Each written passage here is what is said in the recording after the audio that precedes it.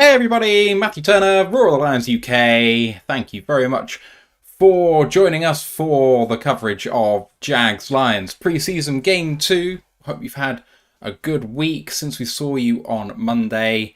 I am awaiting Ash coming in at some point soon. I hope to do my colour announcements while I do the play-by-play.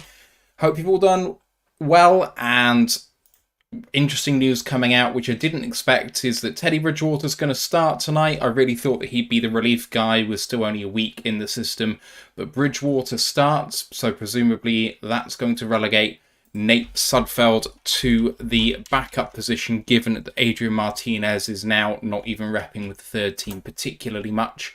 Of course, we have a number of starters not playing today. The Lions announced that the majority of starters won't be playing, and some rookies as well. Danny Rogers on Twitter announced that CJ Gardner-Johnson, Jerry Jacobs and Cam Sutton are not playing, but Tracy Walker and Brian Branch are at least getting some reps. And Mike Payton is saying, apparently, that the Jags are going with their starters for some time today. So we will see some of the Lions' backups and rotational players against some starting caliber players. And the Jags, I mean, if they are really genuinely going with their starters, it's going to be an interesting one against the Lions' rotational pieces on defense. Let's just have a look at the Jags team on the starters for the offense. We've got Trevor Lawrence, obviously quarterback, running back of ETN and Bigsby and Hasty, wide receivers, Kirk Ridley, Jones, Agnew, Parker Washington, tight end of Engram and Farrell and Strange.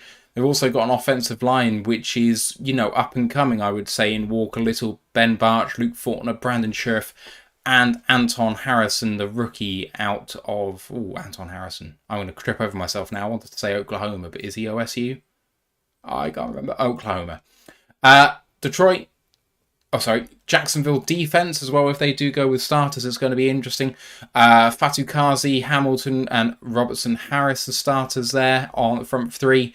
The outside linebackers, Trayvon Walker and Josh Allen, are going to rake some havoc. And then inside linebackers of Devin Lloyd, Olakun, and Chad Muma, as well as the UDFA Ventrell Miller.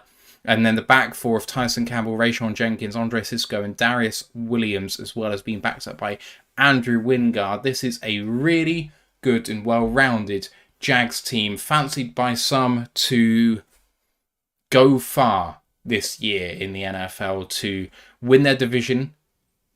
Especially AFC South is an up-and-coming division with, Indy perhaps rebounding and Tennessee hoping to stay relevant and Houston finally on the upswing potentially. But I was listening to the Locked On NFL Scouting podcast this afternoon on my way home before this game, and they were making their picks for MVP and Coach of the Year, and one of their guys had Trevor Lawrence as their third pick for MVP and Doug Peterson as their first pick for Coach of the Year, based on the basis of expectations versus what they think the reality is going to be. So that's going to be really interesting. Good to see you all on here. I can see that we've got some lovely bots in YouTube already, so let me just try to get removing them as we go, because they are an absolute cancer. Howdy to Brent and Mile Marker. And will this want to work ever? YouTube has broken. That's not ideal. We've also got Mike the Marine and Experiment and T-Bone7698 on Twitch. Thank you all for joining. T-Bone7698 says the beginning of JMO's NFL career seems to be mirroring Stafford's. I know that Stafford obviously spent a lot of time out with his injury in that game with the Browns, and it was generally fairly injured. He came back with a bang, though, for sure. Yeah, so lots of bots in YouTube. I have tried to get rid of them, but they don't seem to have disappeared, which is quite annoying.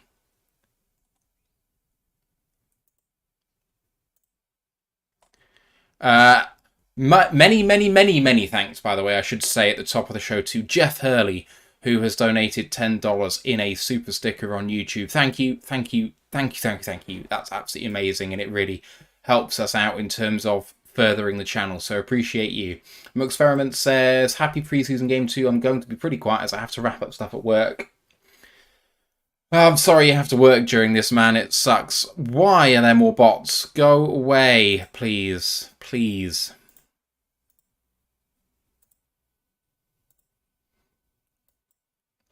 Spend most of my time getting rid of bots rather than actually doing what we're supposed to be doing here. Kickoff in just 8 minutes' time. See if we can put this user in timeout. There we go. Can I do anything else? Don't think so.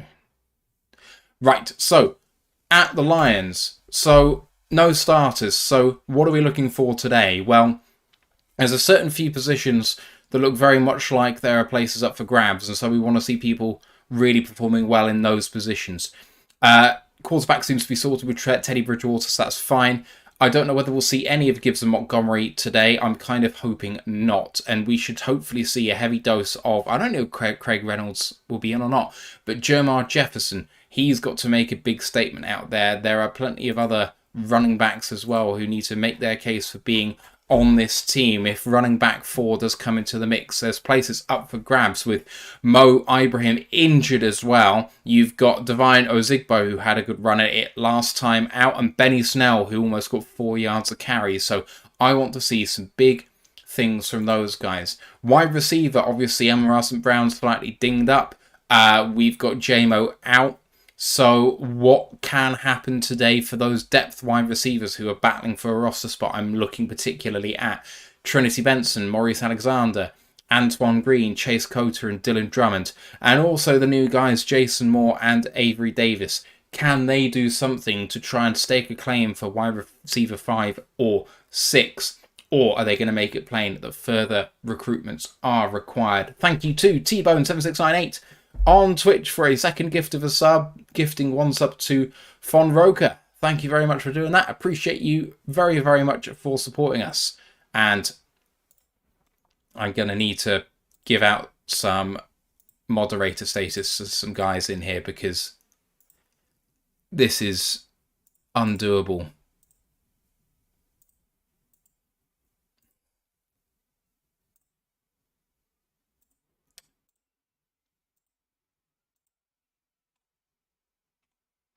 Hello to Carlton Woods, who said you made it. Hello, everyone. And yeah, mile markers in there. How do they keep coming back? Apologies, everyone. It's very frustrating.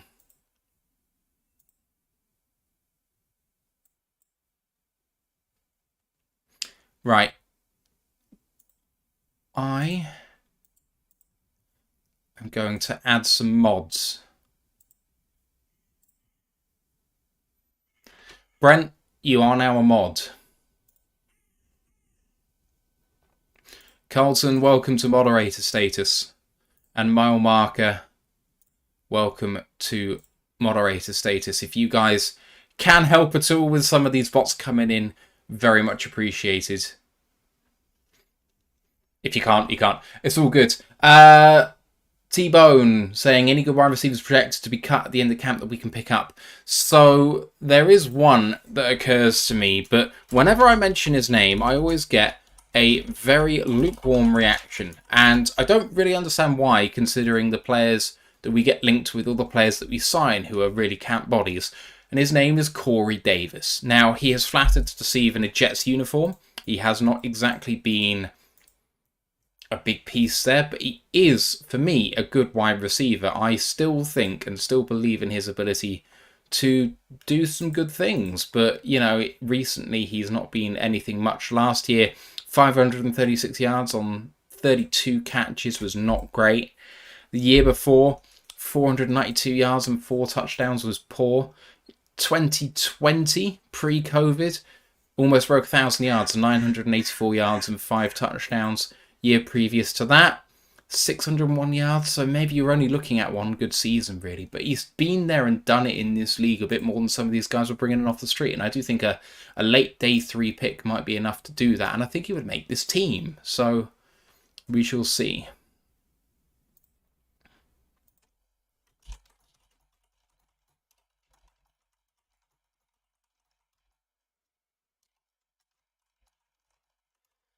Sorry for pausing here, people. The bots are just here with a vengeance. It's Really frustrating.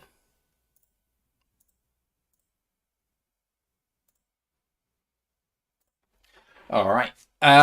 Still waiting on Ash. I don't know where he's gone. I'm going to give him a message. Game kicks off in 2. I've still got no coverage at the minute. Days and DAZN, whatever it's called, has not brought up anything as yet.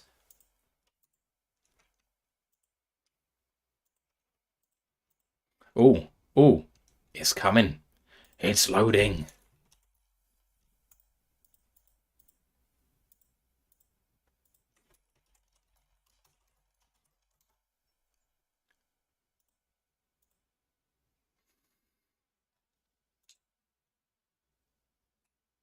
Some worrying news today, about Jimmy Graham, the Saints tight end. He experienced a medical episode yesterday evening, which resulted in becoming disorientated, taken into custody by local authorities, transported to hospital for evaluation.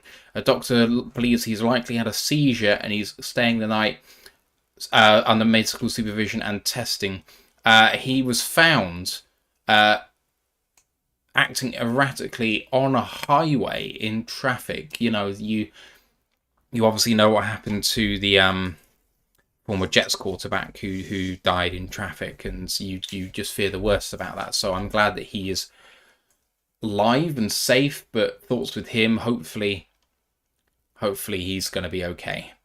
Thanks, Marmarker, for doing that. Appreciate you very much. My stream has come alive finally, and we are going to be a go in just a moment. What are you guys looking for in this game?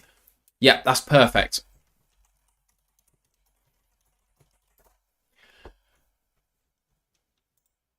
So, going through the rest of the roster, I want Jason Kabinda to have a good game, really, and to solidify his place in the team, or I say solidify, but make a claim for it, because at the moment, I do wonder whether he can make it or not. You've obviously got offensive lineman number 8, number 9 to battle for, so 6 is Glasgow, 7 is Sorsdal, and 8 is Ifedi, and 9 is Nelson, and 10 is Awasika? I don't know. Maybe Awasika, Glasgow, and Ifedi and Sorsdal were 9. I don't know. Glasgow being a backup guard, Awasika and Sorsdal being backup guards, Glasgow being backup centre and guard, and Ifedi being swing tackle, and there's no room for Nelson. But Matt Nelson, Obina Eze, Jermaine Ifedi, Connor Galvin, show me what you've got. And then Awasika, I just want to see some good stuff in there as well. On the defensive side of the ball, it's hard to see people like Romeo and Julian getting a day off. Like it or not, they're at the bottom of that depth chart. I don't expect to see Charles Harris, Aiden Hutchinson, or Josh Pascal today. Maybe Pascal will play a little bit. Broderick Martin, Levi Onwuzurike, these are the guys who really need to stack another good game on a good game. Linebackers, I want to see something from Trevor Nowaski and James Houston. They're my 2 guys I'm looking at today. Nowaski, I don't think can stick on this roster, but he's going to be a practice squad piece, and I want to continue to see him develop. And James Houston really needs a big day, because he's not struggling to make the roster, but he needs to start making a case that he should be taking some more reps, because I do think he's been struggling in not a new position, but a position that he hasn't really translated to very well yet, an off-the-ball linebacker. And, I mean, if we want to see him be productive, I'm sure we can put him on the edge, and I'm sure he'll get sacks, but they want him on the field every single down, and he's not quite there yet. It's interesting and important, I think, for Tracy Walker, for him to have a good day, especially as he's going to probably be starting the game, given that he's playing. Stephen Gilmore, Chase Lucas, Brady Breeze, what can you do if Artu Melifonwu? Will Harris, can you bounce back? All of these people, peripheral players who are battling for maybe that number 53 spot on the roster. Can you make it? Julian's another one. Jalen Rismabin versus Anthony Pittman is an interesting battle. I do think Jalen has very much a step up in that battle. Do we keep both of them? Do we have 2 specialist linebackers in that special teams unit? I don't know, but it's going to be a really interesting one to find out.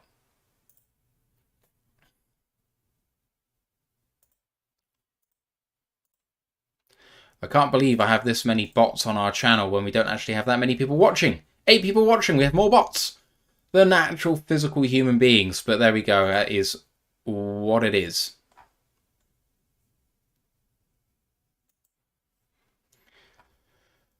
All right, Teddy Bridgewater getting the start, and you can see him training on the sideline, and he looks absolutely pumped to be there. He looks happy, and I can't wait to see it. Mike the Marine saying, looking forward to our backups against the Jags ones. I am too, because I really feel very strongly about our backups being very, very good. I think the strengthening depth of the Lions is one of the reasons why this team could be special this season. And to prove that right, we need to see it right now. So, you know, Melifonwu and Tracy Walker easily could have been our starting safety tandem a couple of years ago if he was drafted, if he'd been moved straight away. And you have a look at the rest of those guys I listed. I mean, if Kaminsky does take reps, if Levi takes reps, if Pascal takes reps, all people who could have been starting last year. Malcolm Rodriguez did start last year. James Houston at the back end of last year started. Who else do we have for? Harris started plenty of games. This is a team that is full of backups who have started historically for this team, so they are not going to be any slouches. The teams are entering the field now, and kickoff is coming up. Thank you for being with us and supporting your local and small Detroit Lions podcast for this game. I'm just going to close the door because it's getting cold. Still no word from Ash. I apologise, guys. I know that you love his colour commentary. He's an absolute G on this show. And I would say I can't do without him, but I think I'm going to have to. I don't know what's happened. I've been doing a barbecue today. It has been a fun one for me. I was actually doing the barbecuing for a family of 16. So, it's been a heavy day for me and tiring day, but with a few beers and a bottle of rum, we're going to get through it together. And the Lions, after this game, will only be about 9 days away from cut-down day. Let me count up those days, actually. 10 days away from cut-down day, 29th. August 29th is cut-down day, so every day counts now. And while these preseason games may not matter for the starters, and the results certainly don't matter, but we certainly need to see some good things from the backups because, man, do they need it. And, I mean, this team is so good now that you worry about who's even going to make it to the practice squad. This is what it means. These players are so close to the 53. Apparently, there have been trade offers for our backup offensive tackle, Jermaine Ifedi. People have already been inquiring as to how much he might cost to acquire because of the lack of good offensive line depth here. And that's quite how good it is for the Lions right now. I know that people may not think much of Ifedi, but he's certainly potentially one of the best 32 tackles in the NFL, and he happens to be one of our backups, which is fantastic. Mike says, message Dan Pask as a backup. I do love Dan. He's an absolute god in the Lions scene. I've just got a message from Ash. He's on his way now. He's just getting his laptop up to boot. He said he may have had a small nap and overslept. It's 6 p.m. What are you doing? Hey, I'm no stranger to an afternoon nap, actually, in the weekend. Why not? Why not?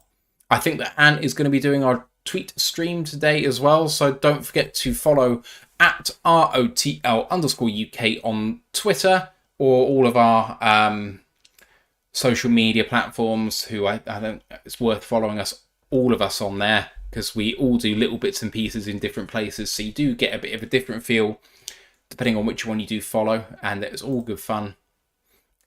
As we see lovely Detroit, and I can't wait to be back there.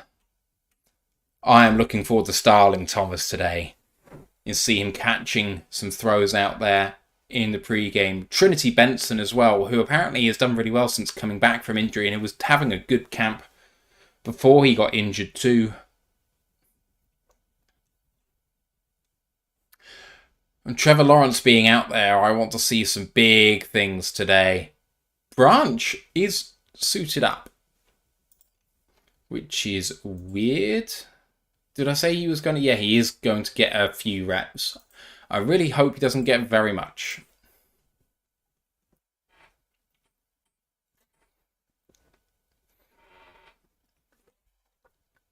Just to remind you about what is coming up. We've got our main show on Monday. We're going to be recapping this game, and we're going to be looking back at the previous 7 days in terms of press conferences and about training camp too, looking back at joint practices and what's happened so far. There will not be a live reactions stream this time next week for Game 3. It's my girlfriend's birthday, and she's the priority, especially over pre-season. And Ash is in the building just before kickoff. How you doing, mate? Hello, just give me a sec. Yep, that's fine. Don't worry.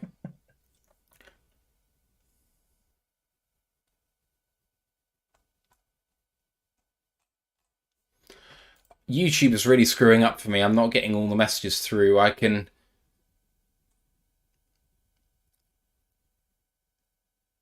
there we go. Michael Lucci says, let's go on Pride. Austin says he needs reps. Mark says, Deathfat Man is unhiding stuff, so I'm listening only. And One Pro 40 says, lol, NFL Network aren't even playing our game. Which is weird. And Mike says, make sure to do something nice for your girlfriend's birthday. Maybe gave her a break from making sandwiches for the day. Oh, she wouldn't like that comment. She's not the chef, I am. Very much so. I think Ash is trying to find a stream. Here come the Lions. And Starling Thomas going deep for kickoff returns. No Maurice Alexander out there as yet.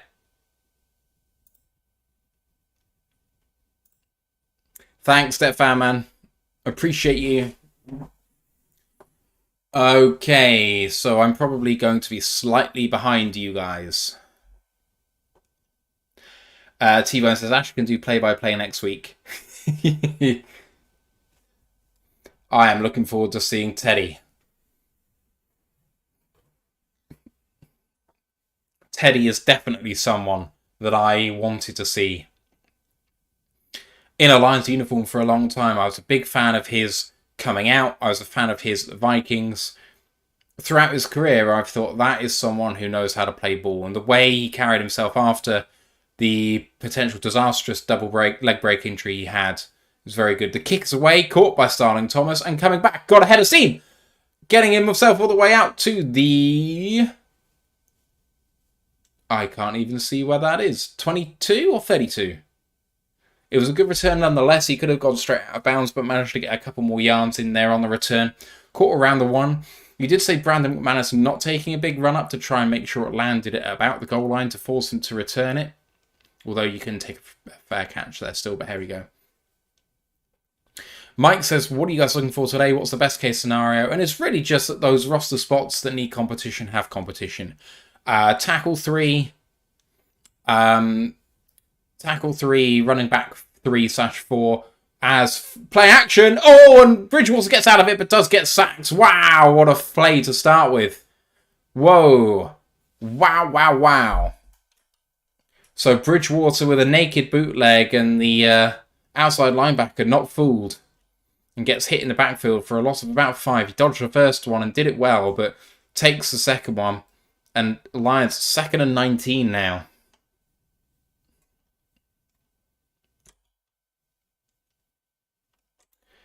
Cecil starting at centre. That's interesting for the Lions. Right, 2nd down and 19 from their own 23. So it did start at the 32. In the shotgun, looking and checking it down to number 13. Number 13 is Craig Reynolds. Craig does make an appearance, which is really good stuff. Yeah, so running back 3/4. So I want Craig to show up there. Let's see what happens. Jermar Jefferson, all that sort of stuff. Wide receiver 5, 6, 7. You know, we need to see some really big stuff today. And then that DT4 battle. Benito Jones and Levi Onwuzurike. And Tracy Walker needs a good day. He just does. 3rd and 15. And flag for a false start. Lions coming back.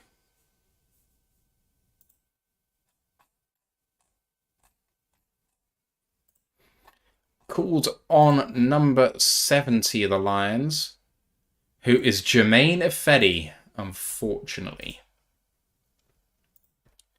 Okay. 3rd and 20 for the Lions on this first drive. Doesn't look promising. What can Teddy do? In the shotgun, in 11 personnel. 4-step drop. Pumps. In trouble. Teddy throwing it away. He did just manage to get it away after 2 or 3 times being contacted in the backfield. The Lions' offensive line folding like a lawn chair. And the Lions go 3 and out. Jags having their way up front so far to start the game. That was not a good start, but on comes the field position optimization specialist, Jack Fox, to punt. Good connection there. And a very deep one with a fair catch signal for at the 25. A booming kick by Fox. He hit that probably from the 10-yard line all the way down to their 25. So that is a 65-yard punt. I mean, obviously, in terms of net position, it went from the 22 to the 25, but still, super, super impressive.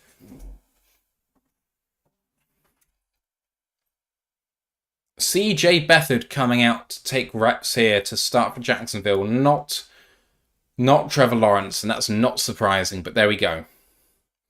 CJ Beathard in shotgun and handing it off to the left-hand side. And the Lions defense is right there and stops him for a gain of 2. Went to the left-hand side and a good tackle by 96, who I believe is Bugs Bunny. And it is Isaiah Buggs along with number 44 in coverage, who I think is Malcolm, and it is. 2nd down and 8.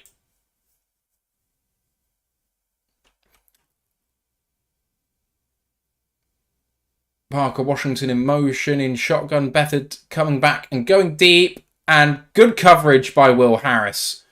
Great coverage.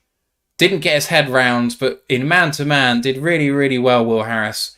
Forcing the incompletion. It was slightly behind him anyway. And 3rd and 8 coming. Apparently there is trouble with NFL Network for the guys trying to listen to it, so I'm sorry about that, but maybe you'll just have to make do with me. 3rd down for the Jags. 3rd and 8 as Ash comes back in for me. In shotgun with 3 wide receivers to the left and 3 to the right and 1 to the left. Looks like one went early. Beathard coming forward. Has a bit of space and has the 1st down. Keeps going. And then slides. There is a flag in the area, and it could be a hold on the Jags.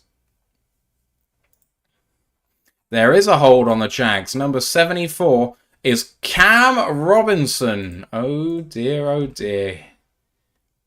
Cam Robinson suspended for the first few games of the season. He's obviously playing like J-Mo was doing. And he got Romeo Okwara beat him all ends up, but got held to stop him getting there. And now it's 3rd down and 18. Romeo with a really good second effort there.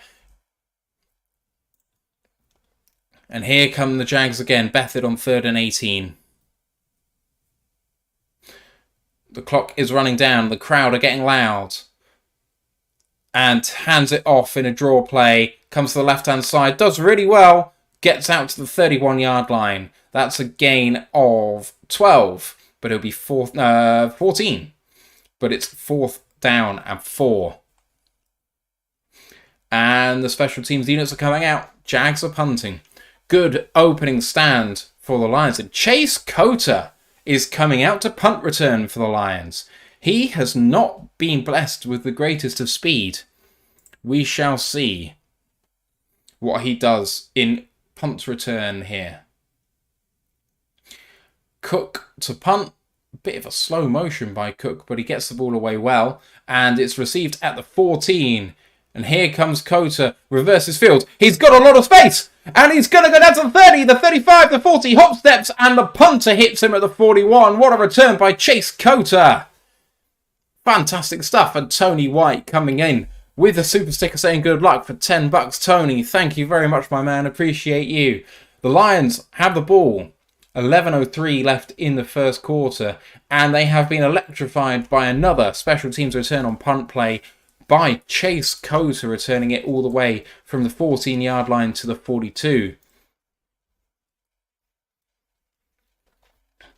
Tackled by the punter. Yes, the Ghost of Judah tribe. That's exactly what happened.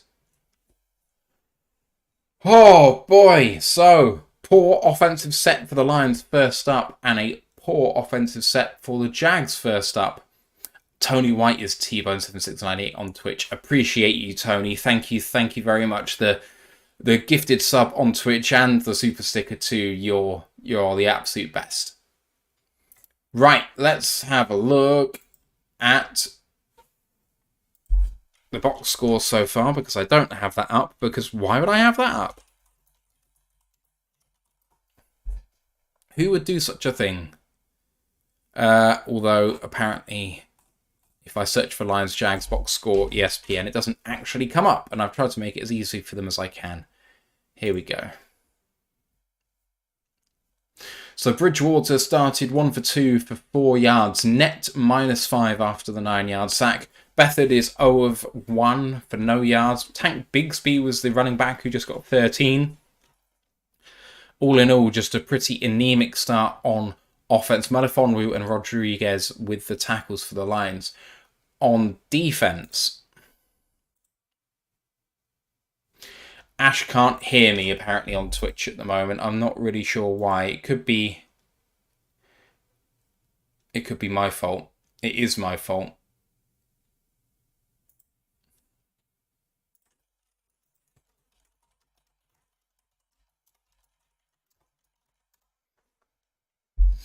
Okay, I'm hoping everyone can hear me on the stream. They can. That's good. That's good.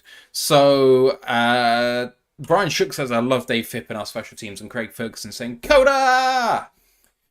I mean, Dave Phipp's the absolute best special teams coach in the league, I think. You have a look at what he did at Philly. You have a look at what he did here so far. I mean, our special teams, they get turned over every year. There's very few players year to year who get to, do this really, really well. And our unit tends to be one of them. And Craig, yes, the Ghost of Judo Tribe is a bit of an annoyance. Apologies for that, Ash. That's my fault. My microphone is it's switched input, and I didn't realise. Oh God, I was confused. I kept joining, couldn't hear you. I was like, oh no. Well, I mean, I could hear you fine, so. Oh my God. But I think I was gonna give you a happy surprise and tell you that I've got Game Pass, so you don't have to put with me having bad streams anymore. All right, baby, let's go. I've missed a play in my happiness. Sorry. The Lions on offense at the 45-yard line now. 2nd and 7. Teddy Bridgewater under center. In 11 personnel with 1 coming left to right. Dylan Drummond's coming there and back. Time running down. Takes a snap. Hands it off. Running up the middle. And a good hit on Reynolds by number 29 of the Jags. Can't see who that is. Coming in late. 29 is Tavon Campbell, cornerback. But there we go. How you doing, Ash? I'm doing good. Might have overslept my alarm. I set myself because obviously I was at work earlier and scrambled to get 6 o'clock. Scrambled to get here. But other than that, good. Excited to see Teddy finally in action. See some of the other rookies fight for their chance. I know I just saw Chase Coates had a really good kick return, which is good for him because he's fighting for that last spot on the roster potentially. So, shotgun snap on 3rd and 4 near midfield, and Teddy just threw it behind number 89, who is Brock Wright. Yeah. Yes, it is Brock Wright. So, contact about 5 yards deep, and Bridgewater just throws it a yard behind him, gets some arm to it, but doesn't quite get there. 4th and 5, got to think the punt unit's coming out here. Yeah. Are you about up with me? Are you ahead of me? I'm at 9:27. There's just per court to punt. Yeah, you're about 4 seconds ahead of me. Yes, if I'll go to whoever's there, break. Come on. Adostil on Twitch says, what I like about the special teams these last 2 games is that these fellas are the starting special teams players, so close to what we should see in the real games. I mean, there's almost no need to bench the special teams guys, to be honest. Yeah. They're bottom of the roster guys anyway. As much as I love them, they're not you're not exactly going to... Well, you might see like Gibbs on there for a couple of days if we really need like an electric kick return. But other than that, it's people like Pittman, Jalen Reeves, Mabin, Drummond, Cota, these guys that aren't really going to be starting too much. So having them out there, special teams, obviously get those reps, but also just see them get actual like defense and offense snaps, because that's what's going to decide it potentially is at the bottom of the roster is who can do stuff on special teams, but also contribute on game day. Because as Jeremy quite adequately put it after my question last week about Drummond and Cota over Marvin Jones potentially, they're going to probably still side with people who can do stuff on game day because it's a win now situation. So they're going to have to do stuff on defense. Now, you can't have just a Jalen Reeves maybe and play 5 snaps a game on defense potentially, because if someone goes down, you need him to be able to step up. So this is going to be a real test for them now. If for him, Pittman, Nowosky, Branch, Chase Lucas, these guys who will make their names on special teams to then also show they can do stuff on defense. My mate is complaining about the red card for the Liverpool game today, and it's like, I've seen it. It's a red card. I don't understand what he's complaining about. Well, you guys were behind. I was going to make it. If it carried on, I was going to make a joke about cherries, but obviously, last time I looked, you were 2-1 up. Yeah, 1-3-1 in the end. Oh, nice. We went a man down and then scored 4 minutes later, which is quite satisfying. We've also had a couple of guys do some really good stuff here. I missed one as well. Mile Marker coming in with a $20 super chat saying, doing great, guys. Appreciate you, man. That's absolutely fantastic. Thank you so much for doing that. My YouTube chat is screwing up. I can't actually see it refresh sometimes. So that is $40 today. Oh, nice. So far. That's absolutely crazy. You guys are the absolute best. You're helping us cover the cost of our equipment. We are trying to make sure that we upgrade our equipment for all of the guys who are coming on and doing the show. Some of us have had some financial trouble recently. I'm trying to make sure that everyone has a good system to stream on in terms of laptop or anything like that. So that's something we could look at in the future. But the main thing it actually does is pays for us to maybe, I don't know, do an event during the draft. Potentially when we get out there, do something for you guys, lay something on. It's something I've got to try and put in the works in the next few months before we go out there. Because I'm sure that the amount of places you can actually hire out are going to reduce quickly. While we're out there with, how many people are going to go? 500,000, maybe? I don't know. It's Detroit, so I don't know whether that's going to put some people off, but if it does, more fool them. 2nd down and 5 now for the Jags after a good first down, gets some 5. Bethard under centre. And a blitz, and a good cut. And gains about 15, 20 yards. But there is a flag on the play. Who is number 4 for the Jags? Number 4 is Tank Bixby, the running back out of Auburn. It's a hold by Tim Jones, the wide receiver, setting the Jags back there. So they're all coming back. And that was on Starling Thomas on the outside to get the edge. So poor stuff there. Probably not losing a full 10, and they don't. 2nd and 11. So it happened with 1 yard to gain to the sticks. So go from 2nd and 5 to 2nd and 11. Right. Empty set here for the Jags. Bethard all on his own back there with 5 wide receivers. 2nd down and 11. Bethard, 2-step drop. Going deep to the left-hand side. And lovely catch. Fantastic catch by number 15. That is Tim Jones making up for it. And Walker was in coverage, but it was caught over the cornerback, who I didn't catch. Number 36? 36 is Stephen Gilmore. It was good coverage, but he's just so much smaller than Tim Jones. He absolutely mossed him. It was really good ball from Bethard as well, just over the shoulder.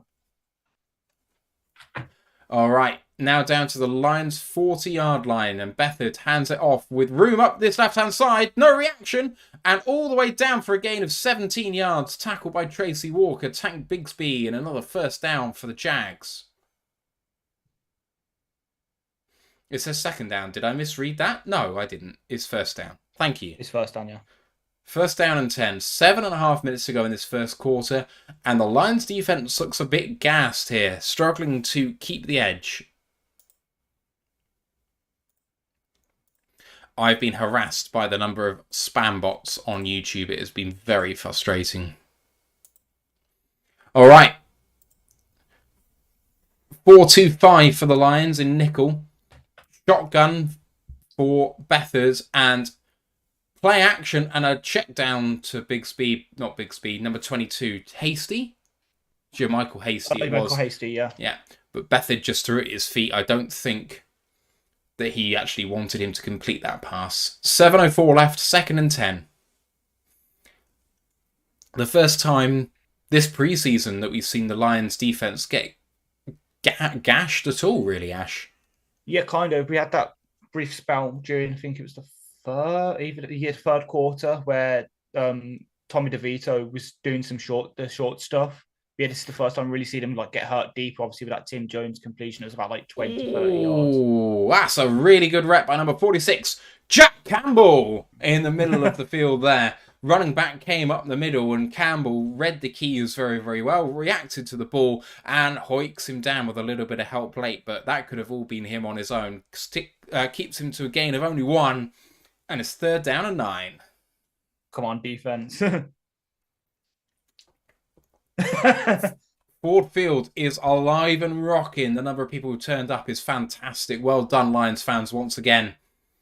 It's another 4-2-5 out there. Nickel defense. Bethard going deep left-hand side. And a lovely rep by Stephen Gilmore on number 83. What a way to make up for it. What a way to make it up to him. Number 83 is Jacob Harris, the wide receiver. Jacob Harris must be 6'3" against Stephen Gilmore, who's 6'5". He's versus 6'5" versus a 5'8" corner. 6. 5'6". No, 6 foot flat. 6 foot 6 foot flat. Sorry. Yeah, but there is 174. There's about a 30 Kick is up pound difference. And good. So Jags lead by 3. £30 difference. Wow. Yeah. There are whistles at the end of the play. Oh. 75's down. That is Cooper Hodges. I think he's a depth. Yeah, it's a depth tackle. That's not very good. After a special teams rep, what's happened? But what a play by Stephen Gilmore. 100%. We saw him just get beat deep a couple of plays before. For him to sort of have that sort of mental recovery to then come back and sort of break the pass up. It's kind of, I don't want to incur a bad name with us recently, but that's kind of what we were looking for from Jeff when he was here. He just never really and Omani, they never really had that sort of goldfish memory you need at corner, but it seems Stephen Gilmore will. So he's slightly making a case. And then with Starling winning as a gunner on both of Jack Fox punts so far, that's something that Dan will probably see as well. Like, I know everyone's pretty much got him penned in for that gunning role, but he's also playing kind of defense. So just come on, Starling. Adostil on Twitch just saying Harris was holding there on the 3rd down. I have no idea what happened on the kick. Yeah. Oh, more bots. More bots. Go away. They're coming for everyone. I mean, I just wish that they'd have a look at who's actually got users. Because viewers, we've got 17 viewers on YouTube, and that's fantastic, and you guys are the absolute best. But there's surely a bigger YouTube channels to spam. Like I don't get it. True. But I think the bots know that the second best Lions game day crew are the ones to spam. Here we are, once again.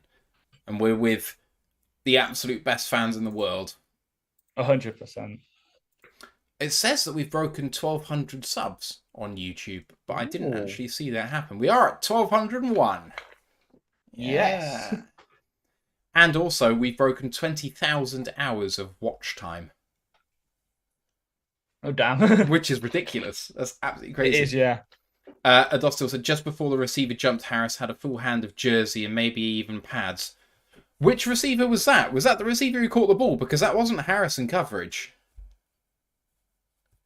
It's definitely Stephen Gilmore in coverage. Yeah. But there we go. So on that entire series was led really by 2 people, CJ Bethard with one throw for 48 yards to Tim Jones, but otherwise it's all been done on the ground by Tank Bigsby, as long as 17, but he's got 5 carries for 41 yards. That's 8.2 per carry, so that's exceptional. Cooldown Ret said previous play. Oh, the announcer said Harris, not Will, some new guy. Is there a new guy called Harris? Not that is oh, kick return, and he's on his way all the way down to 35 in the 40 and gets down at the 42-yard line. That's Starling Thomas, the 5th. Harris, no. I think there is only 2 Harrises on this team. Yeah, which is Charles and Will. Yeah. And Charles won't be playing. But I was going to say, Starling Thomas taking a kick return. Yeah, he took the opening kickoff as well. Oh, I missed that, damn. yeah, no, he's exciting. I think it's another feather in his cap if he can do that in a backup role. 100%. Sure. I love it. Teddy now under centre. Can the Lions get something going on offense? It's another good starting field position for the Lions, starting at the 42, and they come out in the weak eye transition to the strong eye now. And Bridgewater hands it off, run up the middle, and gain nothing. Good tackle on Craig Reynolds there. Not sure who got that for the Jags. But former Lion, Jeremiah Ledbetter. I don't think he played for the Lions long, did he? No, he was like sort of like one of the bottom of the roster guys. Yeah, I thought so. Okay, so Lions are coming out 2nd and 9. They did manage to somehow eke out 1 yard from that. In the shotgun now, Teddy. 11 personnel, 2 to the right, 1 to the left. Teddy going deep down to the left-hand side. Big holding on there. That's massively holding. Good break-up by the Jags. No flag thrown. That is competitive coverage. Benson was the guy, and it was really well thrown by Teddy. I think this is a really good route. And the Jags defender is all over him. Along the route and also at the catch point, he got there early. Hits his hand, and the ball is perfectly positioned for Trinity Benson. That is a terrible no-call. Cooldown Rat says Colby Richardson was the last new cornerback, number 24. So, yeah. Lions, 11 personnel again on 3rd and 9 here at the 43. Time running down, and Bridgewater takes a snap. 2-step drop, looking down to this right-hand side. Good throw. Good catch. Slightly bobbled it, Chase Coter, but they are giving him the catch and a first down. Gained about 11 yards there, and a good conversion. And that is Teddy's first conversion? Second conversion. Second conversion. First, 3rd down conversion, 2nd completion. Yeah. Great little quick. That is not a catch. If they challenge that, that is not a catch. He bobbled it. I know you're trying to be unequivocally fair, but no, don't put that out there. Don't let them. Oh, yeah, they are. Great.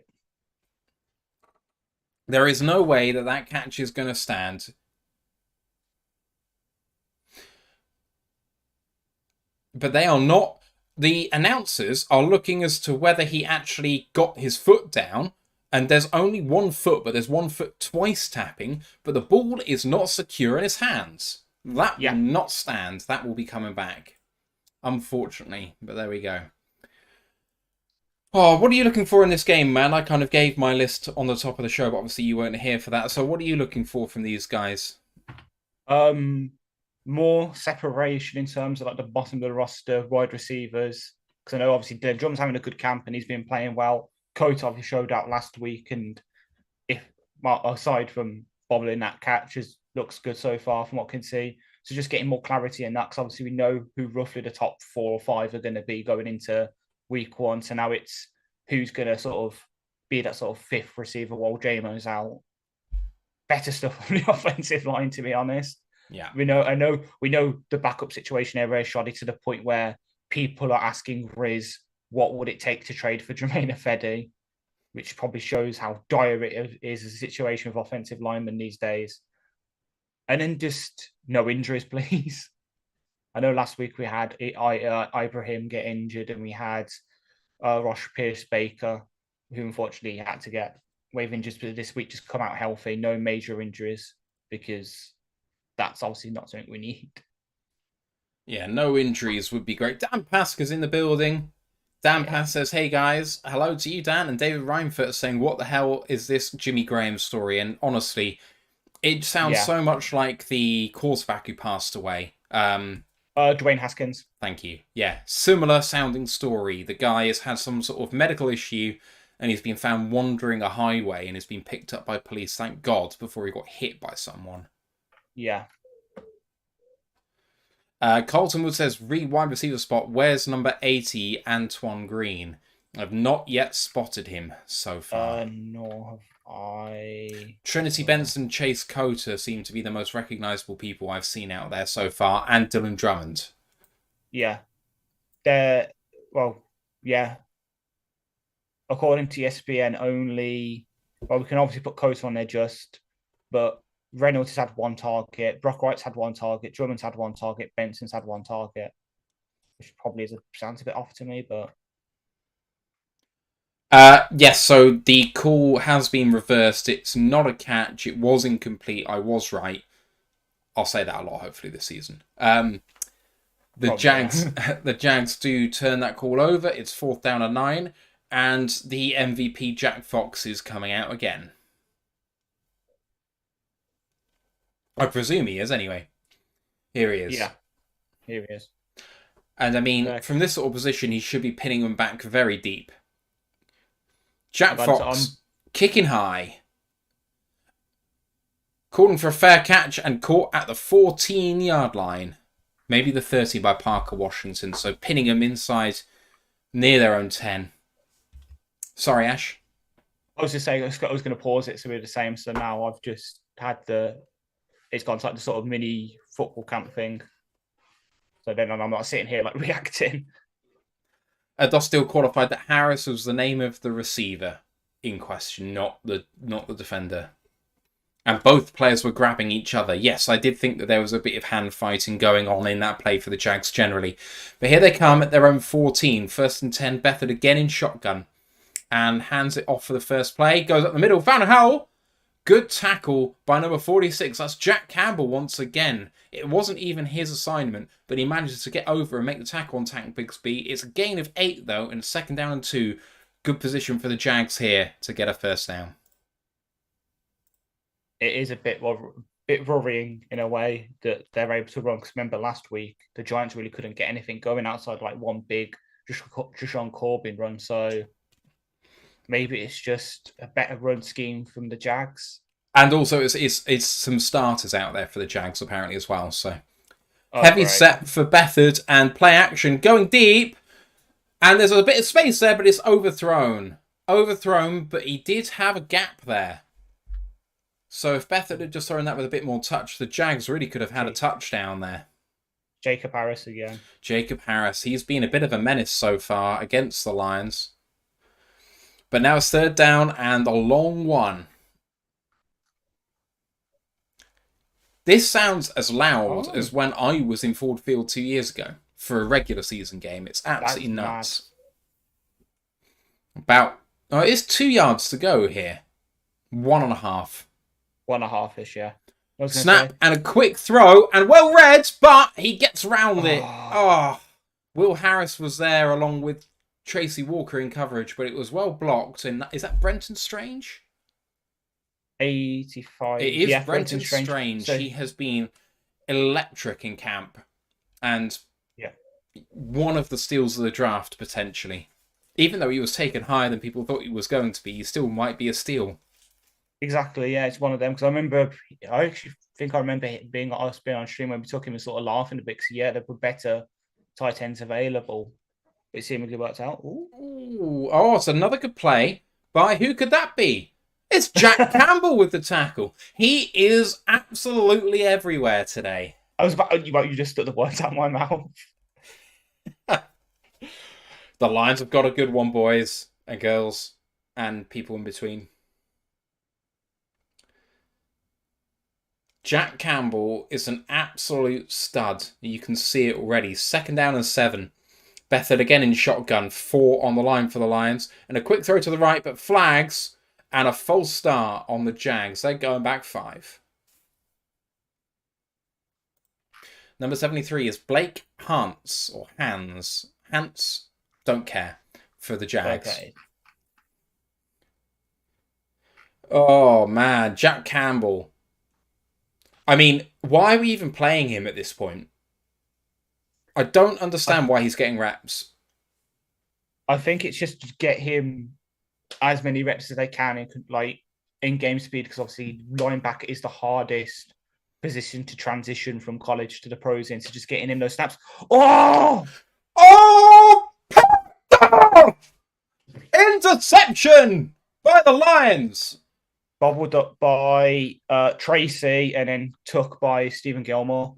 Stephen Gilmore with the pick, and the Lions have the ball. Stephen Gilmore reacting well to the pop-up by Tracy Walker. Tracy should have had it.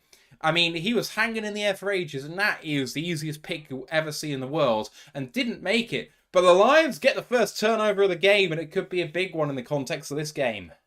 Yep. As if you consider Tim Twentyman, podcast 10 to Honor, he had GQ on in the latest episode with Cam Sutton. And as GQ says, turnovers. This is the first one now. Now they're going to be on the pressure's going to be on them. It's going to force them into more mistakes. Were you highlighting that there was meant to be a sort of false start there or something? Because you were like going, wait, no, or something during the play. Oh, yeah, because I could see Tracy sort of bobbling it, and I'm like, oh, no. I can see you dropping it, and then Gilmore came up. And it's... I don't know what Bethard was doing there. What did Bethard see? Yeah. I don't know. He was perhaps just giving... I'm going to see if SBN tells me who he targeted.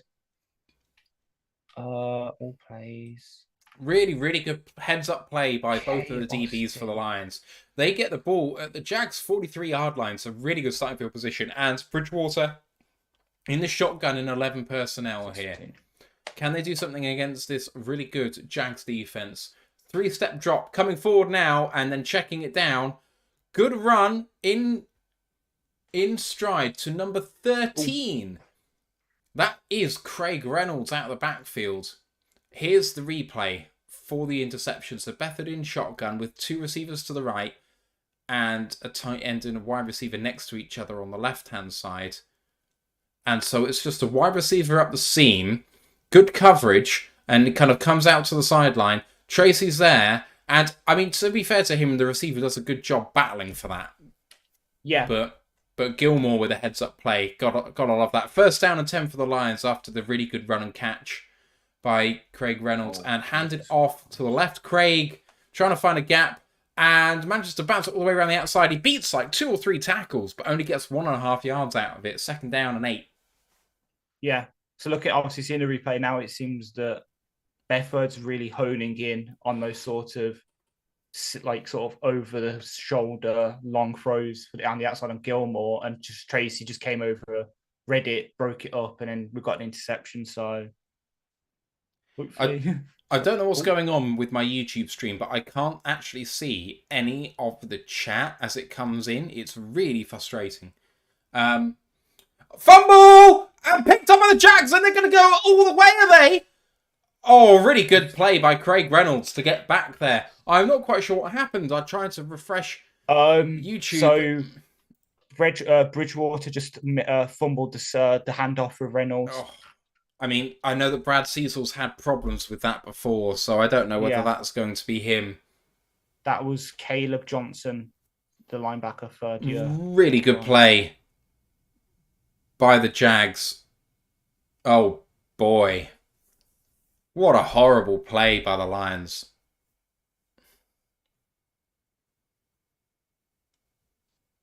God, poor Kelevon Trey. I know it's not really relevant to the play, but poor Kelevon Johnson, former first-round picks, now playing with like the second or third stringers of preseason. Yeah, I think that he's in trouble, honestly. Really do, yeah.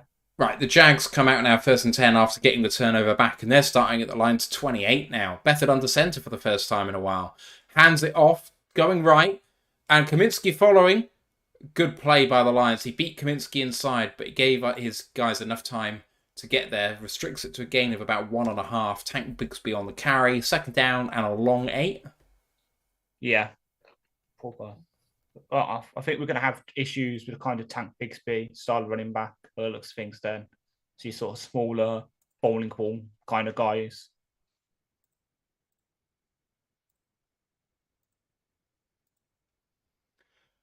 Ados still said hot take Bridgewater is on the bubble. No, No. that's a bit too hot for me.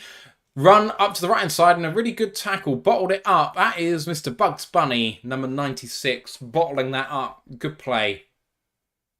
That, I think, was just a lack, not a lack, not, I don't want to sound like a lack of chemistry because that's not the right word for it, but if you get what I mean, sort of Craig was expecting to take it. Bridgewater was doing a play action fake, and it just, the miscommunication causes the fumble.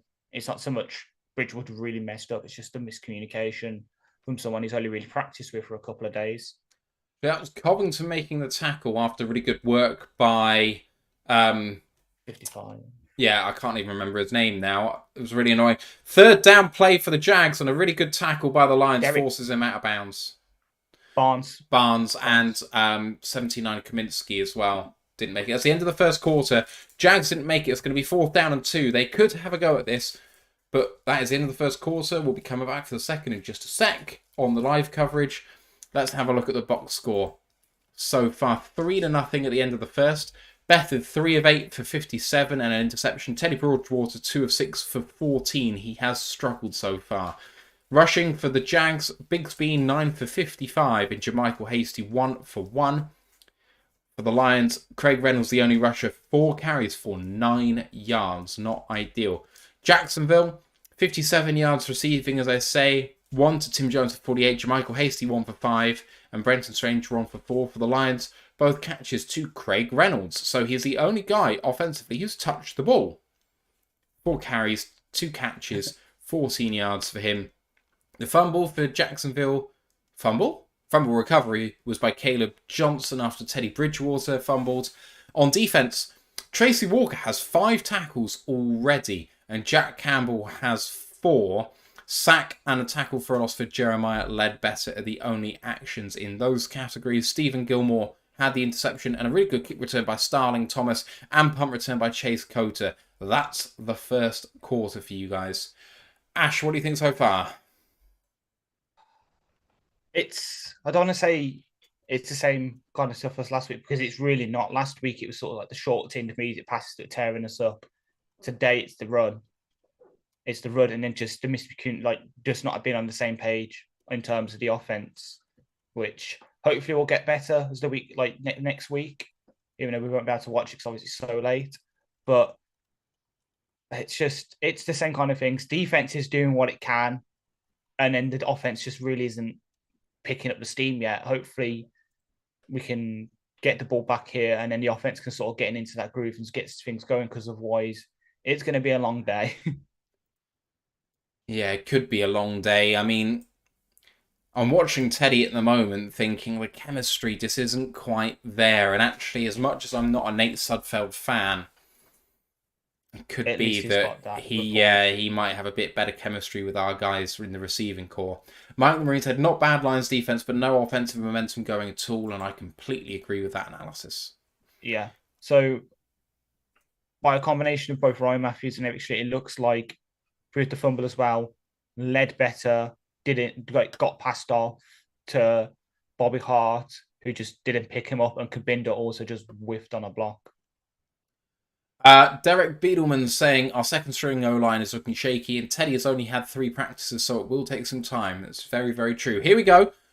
4th down for the Jags, and they are out there. 4th down and 4, maybe 3. Bethard in the shotgun. Maybe he's trying to get the Lions to jump. No, he's not. He's taking the snap, looking to the right, and a big hand knocks it down. It's Kaminsky turning the ball over on downs. What a play! That's what we needed. Changing momentum, and now hopefully the offense can come out and just do some things.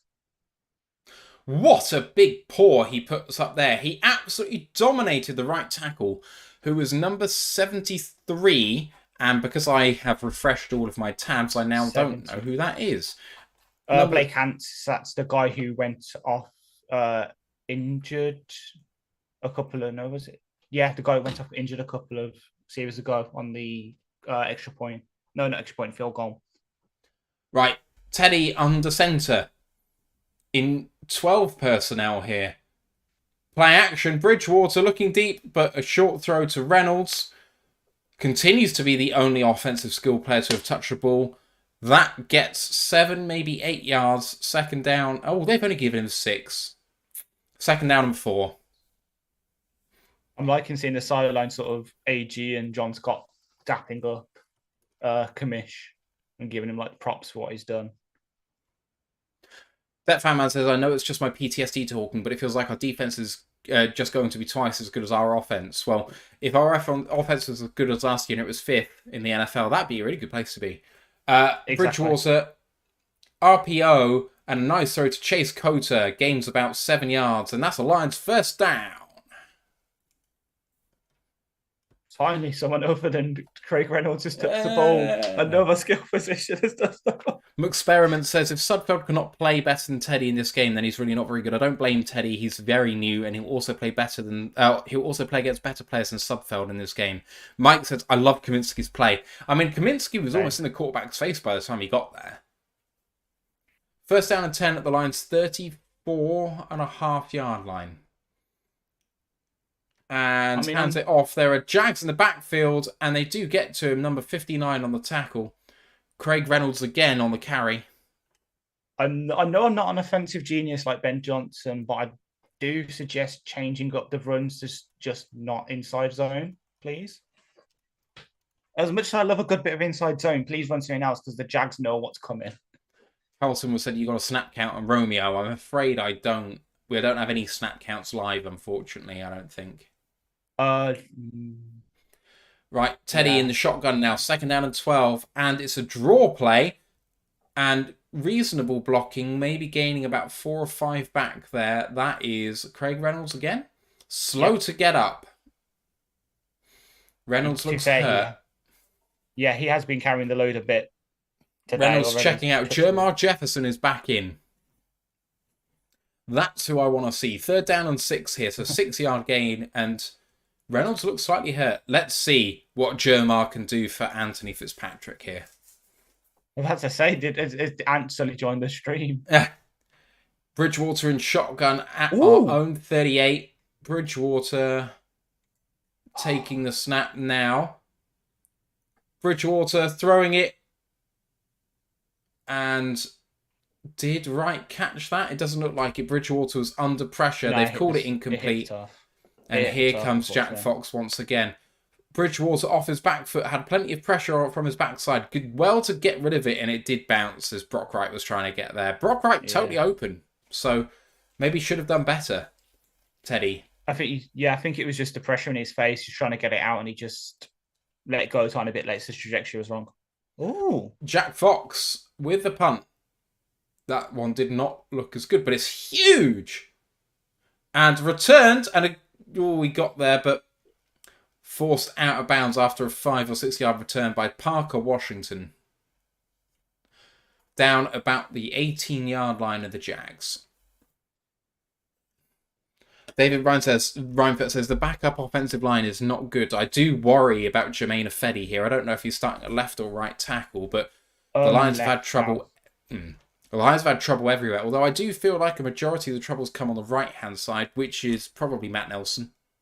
It is, yeah. So, Pride Church literally just tweeted out some sort of miscommunication between the centers of Brad Cecil and right guard, which is Bobby Hart, because Sorsdale isn't at left guard right now.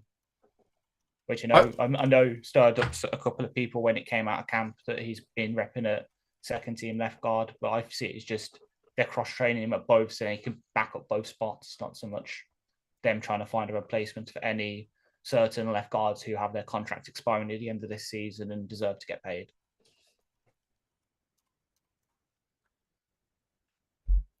David said it's painful to watch, and it is. It really is, but that's the thing. Unfortunately, that's just the state of backup offensive lines pretty much across the league. Like I think the only team I can think of who have more than like one good backup on offensive lineman is the Eagles, and that's because they just keep drafting the interior pieces. So they've got starter worthy like left guard, backup center, backup right guard, backup left guard, because they've just drafted so many interior offensive linemen that they can just trot them out. And the interior defensive lineman as well, but never mind. Yeah. I did wonder what would happen if we drafted Jalen Carter at 6. The thought has occurred to me recently. Or even if we traded down to where we did, and then we traded up to 9 with Chicago instead of them going back to 10. Ooh. Mike the Marine says, best player on offense so far is Jack Fox. It does feel that way a little bit. Yeah. Carlson said D-line is rotating, but Romeo just seems to be in a lot more, even on special teams. I haven't seen him on special teams, but I believe you. Who? Rod Wood in the booth now with the guys as well. Sorry. I was about to say, why have I got Rod Wood on my tablet screen? What is this? I must be one of the few Lions fans who actually kind of like Rod Wood. Oh, I'm just memeing. I'm just joking around at this point. I don't really have an opinion either way. I'm just joking around. Adostil said, why would we want another DT? We have Levi. Well, we didn't know we had Levi at the time. Exactly at that point. That's a good tackle. And who's that? That could be James Houston on the tackle for a loss. Number 40. Jalen Reeves-Maybin, number 41. Yeah. I'm getting used to my numbers again, and I'm pretty certain. No, it's James Houston, 41. Jalen Reeves-Maybin, 42. So tackle for a loss. Rack it up. Yeah, James Houston. Houston. 2nd down on 11 coming now. Experiment says, has Dylan Drummond's been in yet? I've seen him for several reps, but he hasn't been targeted yet. Jags in 11 personnel here. 2nd down on 11. And RPO and a quick throw and lovely touch on that pass.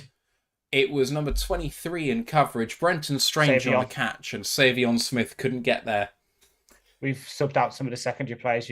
I've just seen Iffy's back there. Julian's on the field now. Savion's out there. So I think people like Tracy and that have been sort of benched for the game now. They've taken their reps. It's time to... Kerry Keel says, Lions need to search for more offensive linemen. And Kerry, I don't know what to say to you, but unfortunately, the Lions apparently have been fielding trade offers for their backup offensive linemen because the rest of the league is in a worse state than we are for their starters. So I don't think that's coming. And there's a big tackle on the quarterback there. It's a joint effort by number 93 and number 96. 93, 96 is Josh Pascal and Isaiah Buggs. I think it might have been... Oh, I would not need to see that again, but they're not showing the replay because they're talking to Rod Wood. I like Rod Wood, but I don't care. Yeah, so ESPN credits to both. Oh no, ESPN credits it to Pascal and Benito. What number's Benito Jones? 94. Oh, I must have misseen it. Right, 2nd down and 10. Bethard in trouble. Time for Julian Aquara. Let's go. Let's go, Julian. Number 4 in 2 days. 3rd down now. Oh, there's a flag on the play. Sorry. Illegal contact on 49, who is Starling Thomas the 5th. 1st down for the Jags. Sorry, man. As I say, you've just proven the whole point. I know we're not going to mention the certain uniform colour we all want us to have when we change our uniforms next season, but you've just proven the whole point about change the numbers so they're easier to read, because if you can confuse a 6 and a 4 on the coverage, that's not good for the fans. It's not ideal. Odostil said, do they have their 2nd string O-line out there yet? Yes, they do. At least in part, this is definitely a 2nd string offensive line for the Jags. They did have Cam Robinson out there, but I think the reason he's out there is because he's suspended for half the regular season. So yeah. Right, on offense, 1st down and 10. Play action again for Bethard, looking deep, checking down, and good reaction and tackle by James Houston. Yep. James Houston limiting that to a minimal gain, I think maybe 1 yard, but a great reaction to the check down there. Great stuff.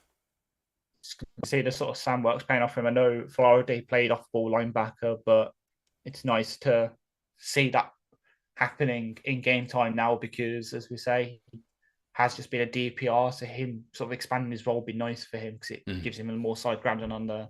Oh, it was a tackle for a loss. James Houston with a 2nd tackle for a loss today. Good stuff. Good stuff. And to sort of go back to offensive lineman, it's just a thing. It's unfortunately just happening in high school and college. Is because so I'm going to use I'm going to have to fall back on the Florida State knowledge here. This year we've recruited a guy who was two-way, played both offensive line and defensive line, but we've taken him as a DT because it's a lot. It's more high profile for them. They get the numbers, they get sacks, tackles, lost. That's quite a lot of young players who can play offensive line and defensive are choosing to go to the defensive line because it's easier for them to make their name that way. Like everyone knows the names of quite a lot of defensive linemen get sacks and that. Outside of the big names, can people really name like all the starters on teams' offensive lines? No, but they probably can with the defensive lines. It's what we saw a couple of years the nature ago of the with beast, yeah. It's what we're seeing as well with like former running backs going to linebacker because there's so many running backs that are choosing another way to make their name. They're moving to wide receiver or linebacker just to give themselves a shot in the pros. Here we go then. 2nd down and 12 at their own 35-yard line. Beathard in shotgun. And looking left, locks onto that receiver. Good throw, good catch. And Stephen Gilmore in coverage. The wide receiver fights for an extra couple of yards, but Gilmore does finally get it done. That's a gain of 10, and it's 3rd down and 2 coming up. I think it's Seth Williams. I believe you. Jeff Hurley says, as much as I like a good solo sack or tackle for a loss, gang tackles are sexy as hell too. God damn it. Made me knock over my microphone. Right. 3rd down and 2 here for the Jags. Lions fans getting loud out there. And there's lots of Lions on the line trying to prevent them getting a short completion. Lions bringing 4 only. And a quick check down. They do get the completion and all the way down to the Lions 45 for a gain of about 10. 1st down, Jacksonville. Adostil says Walker Little, the left tackle, and Zay Jones, the wide receiver, are just from memory. In terms of the starters playing, yeah. So, but Walker Little, he's a starter, yeah, because of Cam Robinson. And Zay Jones, he definitely will be. He's a Here come Jacksonville then, 1st and 10. Don't make that face. Beathard! What a sack that is! Amazing, and it's John Kaminsky again. Commissioner for the Lions. And he just fought his way through traffic there, and Beathard had no idea. Let's see the replay there, coming out off the left end at the 5 technique. And fighting against 67, and that's Brewer. Brewer kind of threw Kaminsky into Beathard's legs, but it all counts. 2nd down 14 now for the Jags at their own... at the halfway line, 50-yard line. Lions bring in pressure, 5 come, and Beathard with time throws on time to 83.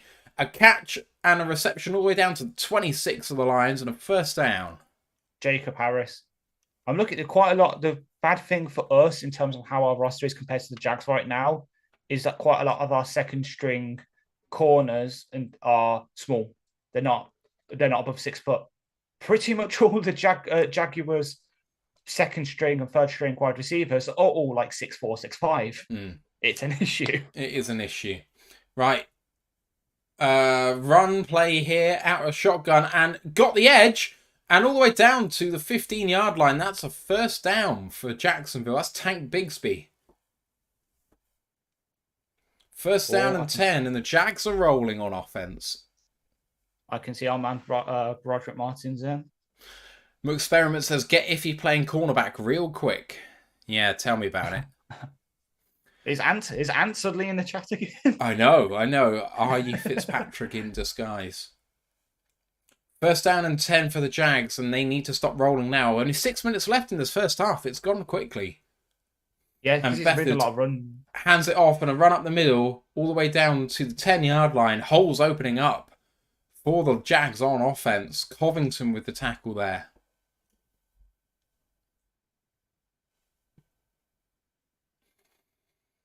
Lions need to find some momentum here. It feels like their defense has been very good, but the Jags have got themselves out of jail on 3rd downs a number of times now. Yeah. Jack Campbell's still in the game for the Lions. 2nd down and 5 at the 10.5-yard line of the Lions. Tank Bigsby still in the game for the Jags. And he takes the run and is bottled up for no gain. Good mass play there by the Lions. Hard to pick out one individual. I think Corey Durden got the actual tackle, considering the camera focus on him. He's the UDFA out of NC State. Yes. Former Knoll. Third down and 4. There's another member of the Wolfpack for you making a play. Just over 5 minutes to go in this first half. Jags 2 of 5 on the third down. Lions 0 of 4. Third down and 5. Bethard barking out orders. 3 receivers to the right-hand side. Starling Thomas in coverage down that way. Bethard locks onto the left. Throws. And contact seemed to be slightly early by number 40 of the Lions. But no call. Brandon Joseph. And will the Jags go for it at this sort of range again? Last time they did.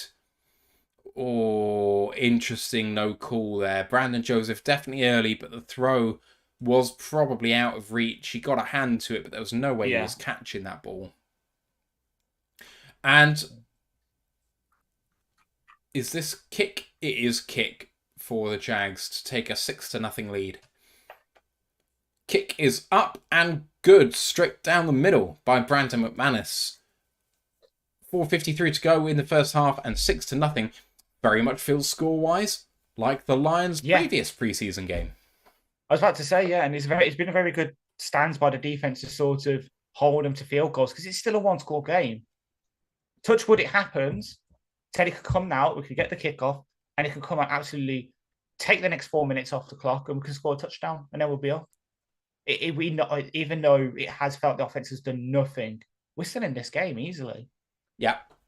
Yeah, I do wonder whether Teddy's going to be yanked at the start of the second half. I do think he probably will, because I think they'll give Sudfeld maybe all of the third quarter, and then judgment call on whether to give anything to Martinez. Martinez, yeah. I think Campbell will be pulled at the half. We'll probably see a lot more of Jeremy's Maven, Nowaske, Pittman. I hope so. I want to see something from these guys. Carlton Wood says positional value can influence players' choice of position as well, in terms of your talk about that. Experiment said, why kick that field goal in preseason? And that's a good question. They didn't do the last time, but I guess it's all about situational football and making sure that the guys have reps in all manner of situations. You want to have a fourth down in that spot and run offense, but also run the kick every now and again too. So, I just think it's a matter of maybe saying, in this situation in a game, 50% of the time we're going for it, 50% of the time we're not. So let's do it 50% of the time and do something else 50% of the time.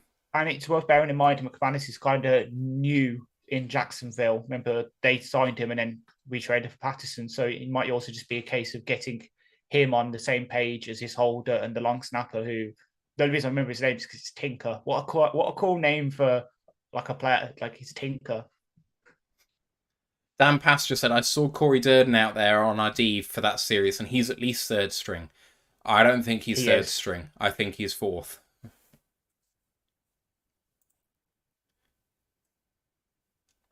Yeah, third, fourth, depending on where you want to... According to ESPN, he's fourth string. So we've got McNeil and Buggs, Martin and Onwuzurike, Jones and Covington, Smith and Durden. Okay, yeah.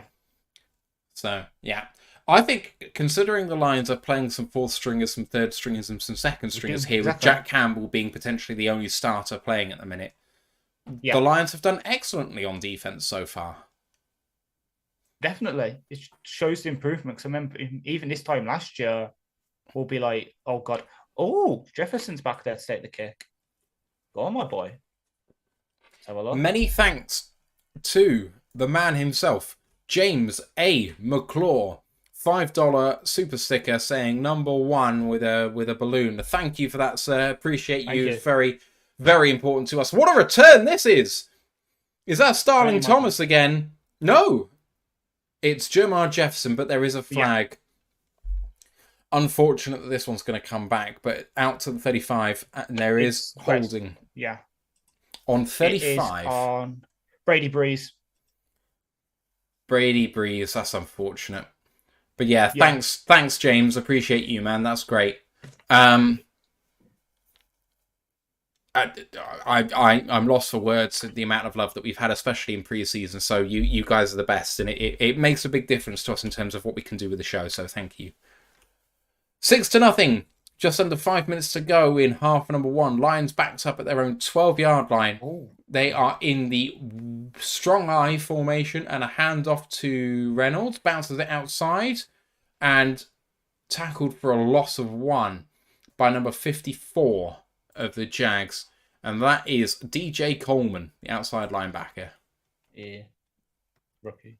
As I say, there's one player I'm looking for. I know I shouldn't really be looking for players on the Jags, but there's one that I kind of have a connection to. So the safety number 35, Areola, he went to my uni. He's uni off. So don't make too many players, my friend. But at the same time, go make yourself some players, make the roster. Lions in shotgun now, 2nd and 11. Bridgewater, quick throw and catch by number 83, who I think is our guy. That is our wide receiver, Dylan Drummond. Experiment, who must be James McClaw, who's changed his name on Twitch, and I didn't realise. Says, didn't realise I chose a super sticker. Love my Lions fandom with you guys. I think if you just do a super chat without any narrative, I think it becomes a super sticker, but I'm not sure. Yeah. There are other methods of donating to the show as well. If you don't want to do the super chat stuff, there's a donation button that heads you through to our Streamlabs page, which is how we stream. And I think that actually doesn't give YouTube or Twitch any money at all. Good throw and good competition. Dylan Drummond could have had that one. But good coverage by number 34 of the Jags. And that is Gregory Jr. on Dylan Drummond. Kind of, slot fade. He got 2 hands to it, but just couldn't bring it down. That's the Lions going 3 and out again. 3.5 minutes to go, and the Lions are punting. This is not exactly the best day so far for the Teddy Meister.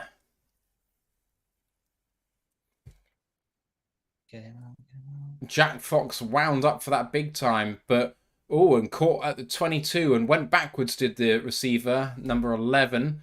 And he got it all the way out to the 32 before being tackled. Coming back was Parker Washington. Good return. Lions defense must be blowing at this point with 3 minutes to go in half number one. And they are down 6-0. Want to get another stop here and get another try on offense to tie this game up. Dostil says, Brandon Sheriff is another starting right guard that also started the game. I will post pics on Discord if you are interested in seeing the Jags starting offense.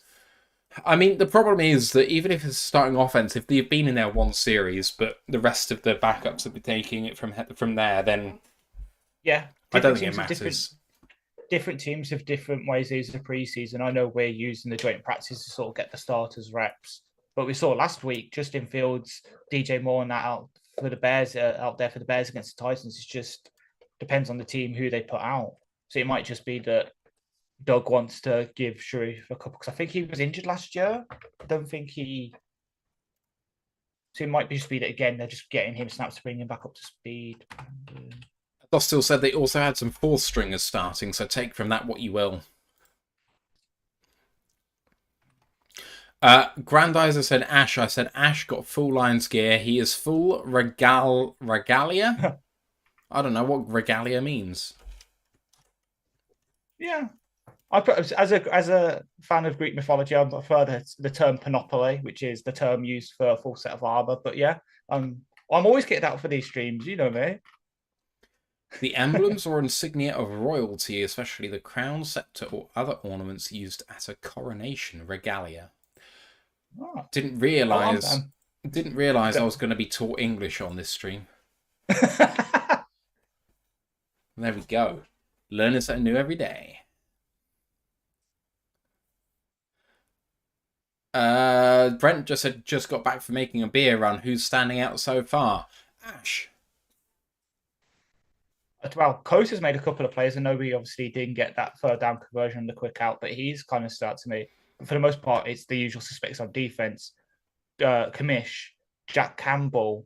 What's it? Well, unfortunately, the Jeremiah Ledbetter for the Jags is standing out to me as well. He keeps popping up in my head, but he's having a good game. It's just one of them where the defense is really standing out. I think it's because, as we said, we know what the offense is going to be with the starters. We almost are looking to the defense for people to stand out. But Kamish is obviously standing out.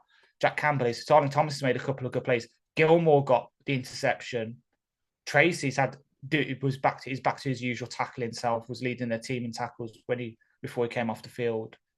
We just need someone from the offense just to, other than Sorsdale, to sort of step up and take charge kind of thing. Yeah, Mike Marine says Kaminsky, and Dan, the Lions fan on Twitch, they both say Gilmore as well. So Gilmore, yeah. Thinking much along your lines as well. Right, from the 34 of the Jags, they start this series. 3:16 left in the half. They'd hope to run this out. And running play to the right-hand side. Reverses field. Good tackle behind the line. Hasty, I think, actually did maybe get a gain of 1 out of it in the end. Yeah. Finishing off was Romeo Aquara. Mile Marker said, we're looking good on and off, which is very much true. The problem is, can we look good for 3 reps in a row? And that has been the problem. Exactly. 2nd down and 9. Thank you for being with us, as always, on a stream. No live reactions next week, as my girlfriend takes priority on her birthday. So apologies for that. I will also be going on holiday for game 2 or 3, so there won't be a live stream then, but there'll be live reactions throughout the rest of the NFL season, every single game we play. And play action here by Bethard, and it's a fumble, but Bethard gets it back, and he forwards it all the way up to the 34. Oh, boy. That could have been a really good play by Malcolm there. So CJ Bethard with pressure in his face, and Malcolm hit the throwing arm. The ball came up, and it was actually caught by Bethard before it hit the ground, and he advanced it for about 5 or 6 yards there. Really good work by both Rodriguez and by Bethard. CJ Bethard doing his best Marcus Mariota impression, if you get the reference. There's a 2-minute warning there for the game, so there is a TV timeout coming out. Brent said, is Julian making the 53 or is he trade bait? Neither. If it's a choice between Julian or specialty linebacker special teamer. So Pittman. Or Savion Smith as safety 4. Safety 4 if you don't count CJ Gardner-Johnson as a safety. Safety 5 if you do. Savion. I would go Julian. I'll go Savion, just because I know Glenn likes to play sort of free safety looks at the back end. So I know we've got great starters for that now with Kirby, Tracy, and CJ GJ. But then just to have Iffy behind, I want someone else there, because we saw last year what injuries on the back end can do to us. I just want Savon has that ability as well. He can play outside corner and slot as well. He's sort of one of those versatile backups like Will Harris, and he does Will Harris does special teams also. For me, I'm siding Savion, because it won't be fair for Julian just to give him like 10 snaps a game where he might be able to flash in a couple of games like he always does, but for the most part, he's going to go and dominate us. So it might be fairer for him to sort of let him go and seek out another role somewhere, be someone's second stringer. Like the Falcons have 3 edge rushers, that's it. He might be able to go to the Falcons and do what Kamish did coming from the Falcons to us. Carlson would said, is that a pass reception to Bethard? I'm going to say no, because if the ball hit the ground, it would have been a fumble, and it's not. Yeah. It can't be a pass if it's a fumble, but it did kind of look like it. Experiment said, I don't care if we keep JRM or Pittman as their replaceable. Put Savion in as cornerback, and I could be convinced otherwise. Adostil said, I want both Pittman and JRM, and I'm with Adostil here. I know you're saying that JRM and Pittman are replaceable, and they are replaceable, but what they do on special teams is so good that they're replaceable by someone far worse. Now, what does that actually mean in terms of wins above replacement? I mean, maybe not much on an individual snap-to-snap basis, but their impact comes on the individual snaps where they either make a tackle which saves you 10 yards, which is, one set of 4 downs, or they can force a turnover, and those individual plays can win games. I think the special teams is not important until it is. So exactly, like I'm keeping JRM anyway. He's on my 53 just because special teams. He's going to be special teams captain, I think, this year, because he's got that. But yeah, Pittman, the reason I'm saying like I'm iffy on Pittman is even though he has been our best special team over the past 3 years in terms of snaps, we are at that point now where we need people to contribute on defense. JRM can, he's a good coverage backer and he can get downhill quick, he can do stuff. Pittman just Here we hasn't really come shown. here we come out of the TV timeout. So it's 3rd down and 5. Snap taken, looking, hit as he throws, and well caught by number 80. And Campbell comes in for a quick timeout. That's going to be 4th down and maybe 2. Starling Thomas on the coverage. And that is 3 and out for the Jacksonville Jaguars. Now, Malcolm looks like he comes up to blitz and then breaks out of it. And Starling mirrors the route really well from number 80, who is... Kevin Austin Jr. Thank you very much. That's a player that I was interested in, Kevin Austin. Yeah. So 4th down and 2, 1:53 left. Grandizer said, since I have a prior engagement next week, could Ash, Ryan, Ant, Hank, Steve, and Tom do a post-reaction stream? We've not seen Steve and Tom in a bit. Steve is returning, but not until the regular season begins. I can't speak for Tom. He's a very busy man with work. In terms of Ryan and Hank, I don't know. Like, he does the streams that he does, and yeah. I don't know whether we can eke more out of him. He is also very busy work-wise. That's a really good kick by the punter. It goes out of the Lions 5. That's where, or 6, and that's where they're going to start possibly the final drive of this first half, 1:45 to go. I don't know whether Ash and Ant could do one, but I mean, it's a preseason game. Yeah, and it's, as much as I want to stay up and watch it for Panthers, it's one of those situations again where I've got work early in the morning and I don't want to die. Carlton says there's a match day roster of 48. Every game you're leaving out 5. Julian doesn't make my 48 or actually my 53 anyway. Yeah, that's a fair point. It is a fair point, but if an edge rusher gets injured, Julian is a very able replacement, whereas if a linebacker gets injured, I don't feel good about Pittman being active. Well, if he's there, he has to be active because he's on special teams, but, you know, that is a really good throw and catch by number 82. It's Nate Sudfeld in the game for the Lions to finish off this first half. James Mitchell with the catch. And 0-1 personnel there. Sudfeld checks it down. And 2 for 2 for Sudfeld. And that is... Why can't I keep the information in my head? Craig Reynolds, it looked like. Right. 4 wide receivers again. And they're going in hurry up here. Sudfeld pumps and then throws. And incomplete. 3rd down and 1 with 1:07 left. Experiment says Julian will be on special teams if they keep him. Well, will have to be. I mean, there's no other way about it. If Julian doesn't do the special teams, he won't be on this team. Exactly. We saw it last year from Houston. I remember before he had his massive breakout, the Jets game, he had an absolutely great play on special teams for the punts that Cleve returned. So he was there in got in the punter's face, made him kick it quickly, and then was able to make a couple of key blocks on Cleve's return down the left-hand side. So that's what to do. 3rd and 1, handed off to try and get the 1, but it doesn't look like he got there.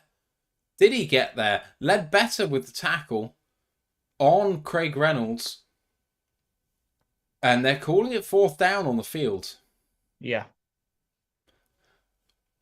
And the smart decision, obviously, is to kick, because with 59 seconds left, it seems unlikely that you're going to do something here anyway. But I think that Campbell's going to go for this. And you'd be right. 59 seconds left. 4th down and maybe a half yard here to go. Yeah, half yard seems about right. Lions offense coming on. Dude. No, I'm looking at the Man United score. Oh, okay. Dylan Drummond. Jags went first. But someone jumped it. Looked like Jags. Is it Clavion Chase on? Or is it an offensive lineman? Why did I have Lissandro Martinez in fantasy? It is a neutral zone infraction and the Lions have got a first down on 4th down. Let's go. What is the score in Man United game? 2-0 to Spurs. Get in! Come on! And I have Lissandro Martinez in fantasy, and he scored an own goal. That's why I'm going, because I can feel the pain. See, when it was 4th down, if you do that reaction, I'm going to feel like Sorry. something bad's happened. First down and 10 at the Lions 30 now. Excuse me. I hate Man United. Takes a snap from shotgun, 3-step drop, throw deep and caught, picked off! Picked off by the Jags on the return to the 30, the 25, the 20, and out at the 18-yard line. Number 34 for the Jags picks it off. That is Gregory Jr., the cornerback there. That is not an advisable throw. He bit airballed that. Sudfeld with a bit of time threw it and just over a receiver. Not sure who that was. But kind of in between two guys there. Over Cota. Over Chase Cota. Not unlike the interception that was on Jameson Williams last week. Yeah. And Jacksonville have another chance to put points on the board here. Lions struggled on offense. And with 47 seconds to go, the Jags are having their way of this one. 19-yard line to start here. Beathard in shotgun. 11 personnel. 2-step drop. Quick throw to the right-hand side and falls down. Clock keeps running. That is number 85, Brenton Strange. Clock continues to run here. 35 seconds to go. Gain of 4 at the 15. Beathard from the shotgun again. Goes right again. And this time, incomplete. Starling Thomas the 5th in coverage against number 15 for the Jags. That is Tim Jones. 3rd and 6 now with 28 seconds left. Can the Lions once again hold the Jags to 3? Brent says, does Sudfeld not ever not throw an interception? Fair point. He's well made. down the ball. And Detroit versus everyone says bye-bye Suds. I don't even think he would be on his way if he had a terrible game today, because I don't think they believe in Martinez. I just don't. They have 4 wide receivers in the game here, Jacksonville. They're in 0-1 formation, and that's a good throw and a touchdown for Jacksonville. Parker Washington. CJ Beathard was hit as he threw, but managed to complete the ball to Parker Washington, who finishes well. I think it was Stephen Gilmore in coverage.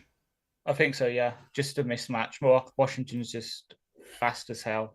Sort of drag route. Let's see it again. Separation. No, number 49 is Starling Thomas. Go on, Starling. It was a shame. So Starling and Stephen on the same side of the field there. It's just going to be hard. Right, I think the Jags might be going for 2 here to make it a 14-point game. Can the Lions hold up here on the 2-point conversion?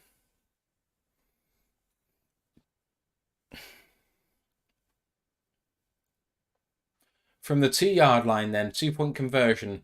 4 wide receivers in the game. We've got a tight end in the slot on the left-hand side. Snaps taken. Beathard looking and throws it away.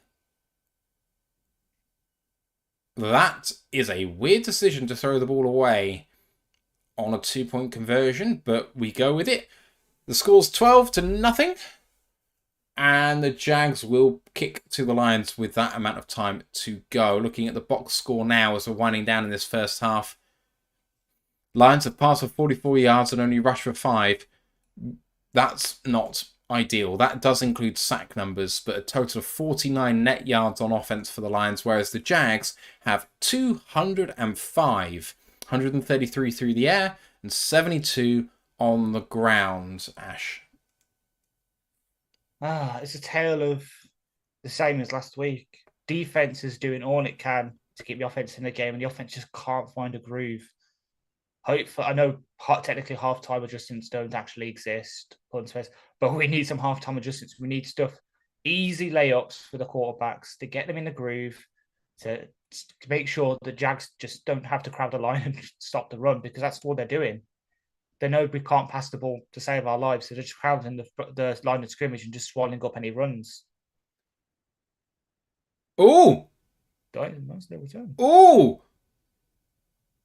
That is one of the weirdest things I've ever seen. That was Jermar Jefferson catching the ball at the 2-yard line and looking like he was going to take a knee, but he wasn't in the end zone, and he realised that he didn't fair catch it, so he had to return it. But because he almost knelt down, he almost fooled the coverage unit into thinking that the play was over. And he's come to Dan just saying, "I'm sorry, I should have waved my arm in the air." Lions on offense then. 16 seconds left. 24-yard line. Sudfeld still out there. 4 wide receivers. Why are the Lions trying to do this from here? Sudfeld almost fumbling it. That's not a fumble. You can't call that a fumble. It's not. Well, the referees are looking to see who's got it on the floor, but you've got to call that a pass forward. That is not a fumble. That is. But I'd like to point out, Sudfeld, that I know Matt Nelson's not doing it as an offensive tackle, but that does not mean his back is an eligible receiver on this play.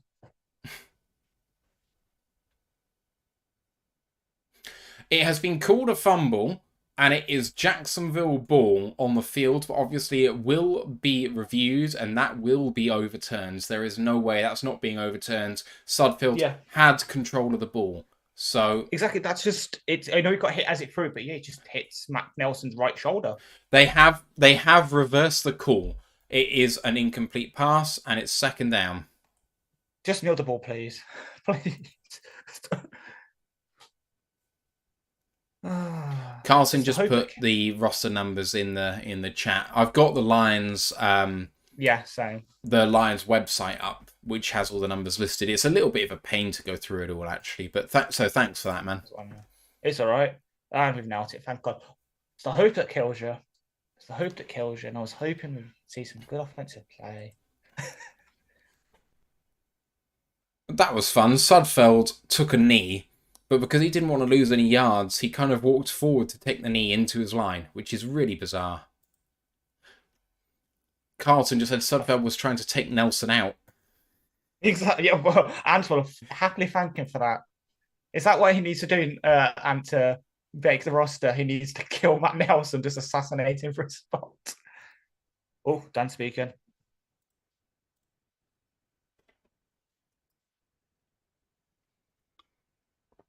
Brent just said, "Is Martinez getting any reps today? What do you think?" 4th quarter. Hopefully. I think he's going to get the final offensive series. I don't think he'll get the 4th quarter. It might be they only have 1 offensive series in the quarter. I hope we have more. But I think he'll get the final 1, maybe 2 if we get lots of different series. Yeah. Mike just said, if Eddie doesn't look any better at left tackle now or with Chicago. I mean, I would heartily disagree with you, Mike. But I do think that he's just a below average tackle.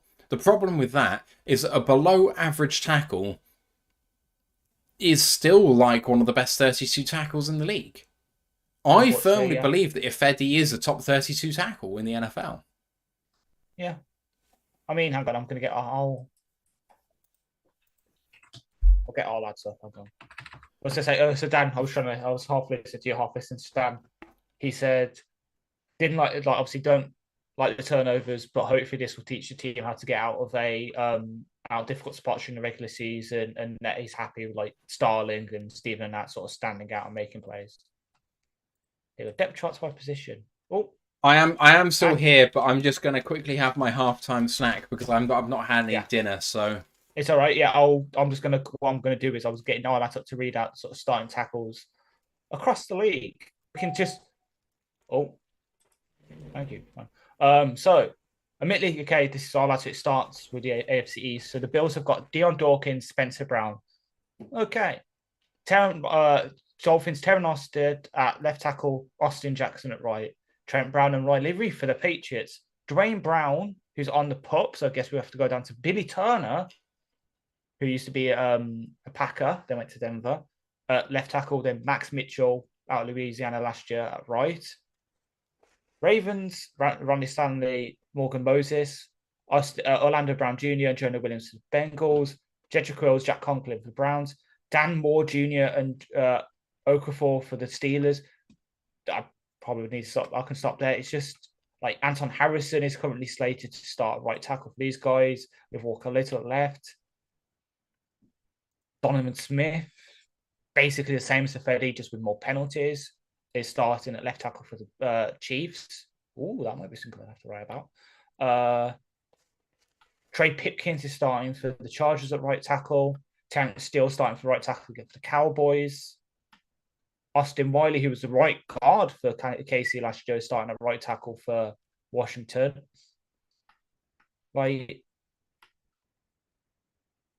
and Matt's completely right. Like, if Eddie would start for a good number of teams across the league, like Colton, I don't even know who the 49ers right tackle is.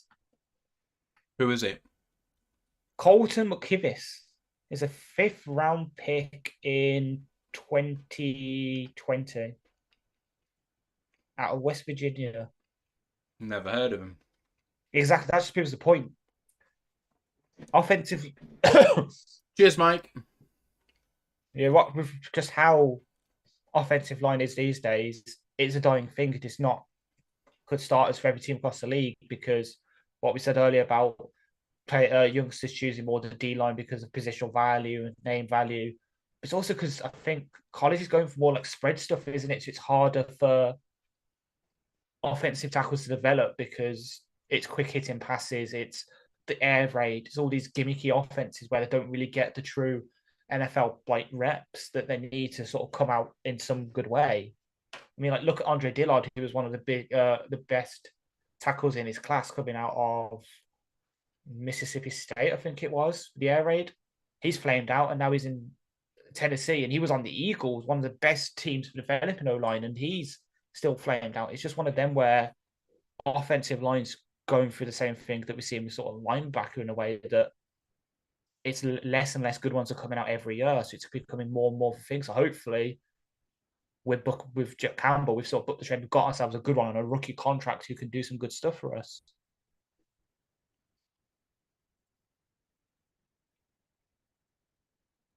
I think, unfortunately, with tackles, it's like being a DB.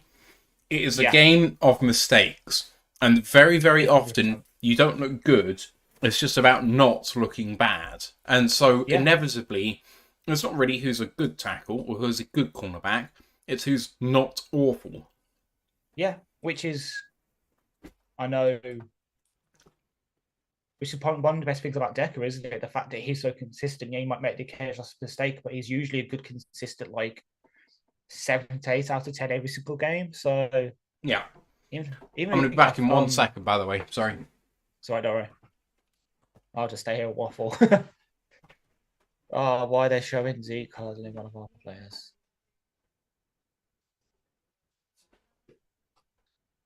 Let's you know what? Let's have a look around the league. Let's do that. That's what I can do. I can't see chat, guys. Unfortunately, I know I might get out actually. I'll get chats up and see what you guys are saying. Sorry if I sound a bit rough. I'm still getting over this bloody summer cold that I've had for a couple of weeks. So I sound absolutely nasally right now.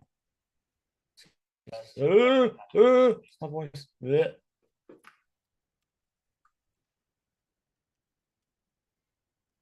Dostil just said about offensive linemen, then maybe we need to draft a couple every year with those low picks and try and groom them. I'm 100% for that. I don't know. I think so often that the offensive linemen that low are such a crapshoot anyway that I'm not sure how much I like it. I'd be a fan of taking day 2 picks with offensive linemen all day, but low day 3 picks I'd rather take specialists, wide receiver, physical freaks who have no feel for playing the game and try and develop them, that sort of thing. Or guys who maybe don't fit the usual physical profile, your 5'11" linebackers, for example. Oh, I wonder who you're talking about with 5'11" linebackers. Who could it be? Dan Pasture said, I just saw a highlight with Nakobe Dean, another small linebacker. Yeah, he did well for the Eagles this week in preseason. Very well. Experiment just said, I liked the Bob Quinn plan of offensive linemen in the third or fourth rounds. It seemed to work out well. Well, Graham was Yeah, certainly in that range. Joe Dahl was as well. I think Joe Dahl, I think, was a fifth round pick, Joe fourth pick. Dahl was a fifth, I think, yeah. Adostil said, I think the same with Matthew, but I'm trying to go outside my normal thought process.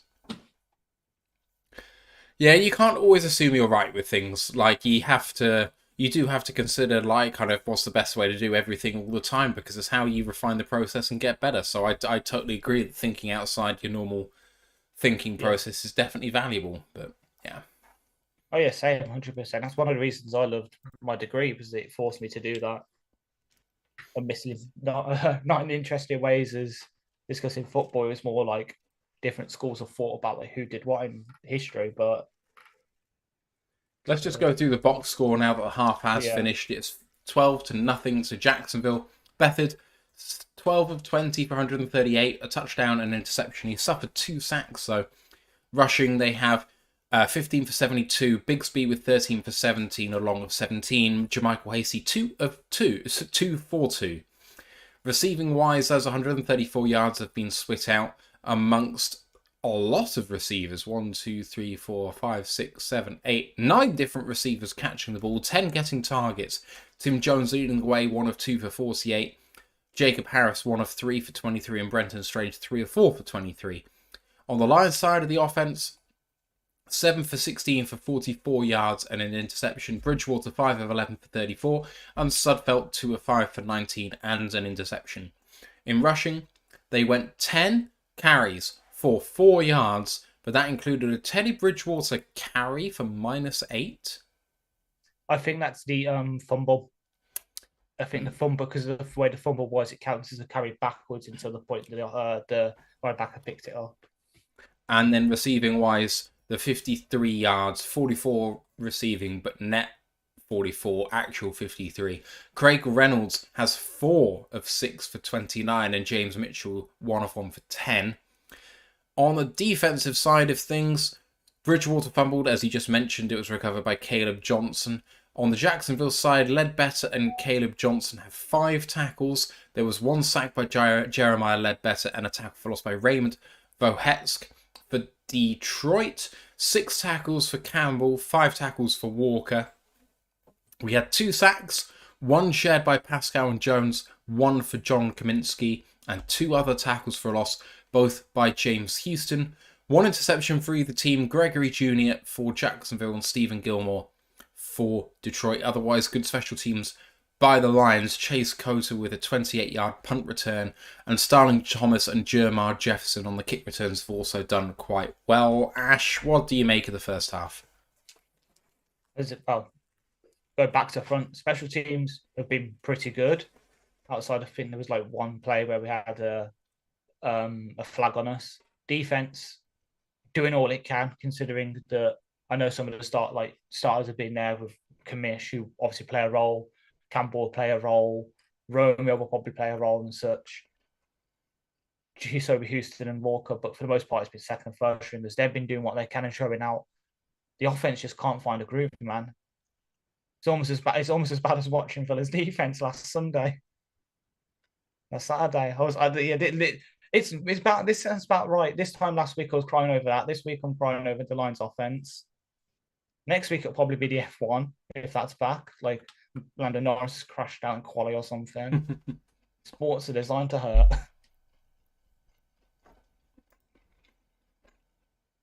I found out recently. His brother owns a company that makes racing simulators. Yeah, he's got because his brother's on his YouTube, the YouTube channel Quadrant, which is something I watch. It's him, a couple of the guys that Lando knew from driving in the lower leagues that unfortunately never made it to F1, but still do stuff. And then some of their just random friends. I think like Lando's girlfriend's on there as well. They're actually it's really good watch if you're into F1. During like the weeks, they do like little stuff. One of the guys I remember does a very good. Well, a couple of them do very good like My Team F1 career modes and F1 Manager, which is a game I'm because he's not going to watch. I'm probably going to get that for my brother for Christmas because it's his kind of thing. Sitting there clicking buttons, doing pit strategy. Oh, hey, I'm getting interviewed. Hang on. As much Apologies. as I love you, man, you're not as good looking as AA, so he's getting my attention right now. Apologies to everyone in the YouTube chat. I've missed 5 or 6 or 7 different chats because the YouTube chat's just being awful at the moment. Yeah, there we go. Okay, yeah, I know, Brent, 48 total yards. It's been rough so far.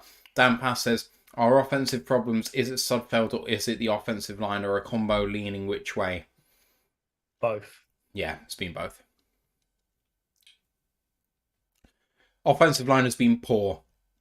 There's been a lot of pressure up the middle, and I think that's probably Brad Cecil starting at centre is just not doing a great job there. Matt Nelson, I think, has been beaten a few times. Afedi, I think, has been beaten once or twice, but I don't think anywhere near as much. Yeah, that to the left-hand side with Afedi and Sorsdal has been good. That was the right-hand side last week, which was the one that was sort of standing out in a good way as well.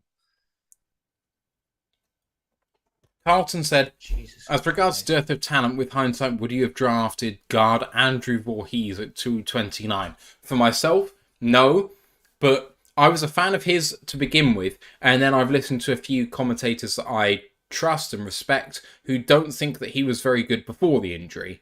And so, realising that my eyes don't necessarily rule all, knowing that there were some people who really didn't believe in him anyway, they were surprised that he was drafted. So... yeah.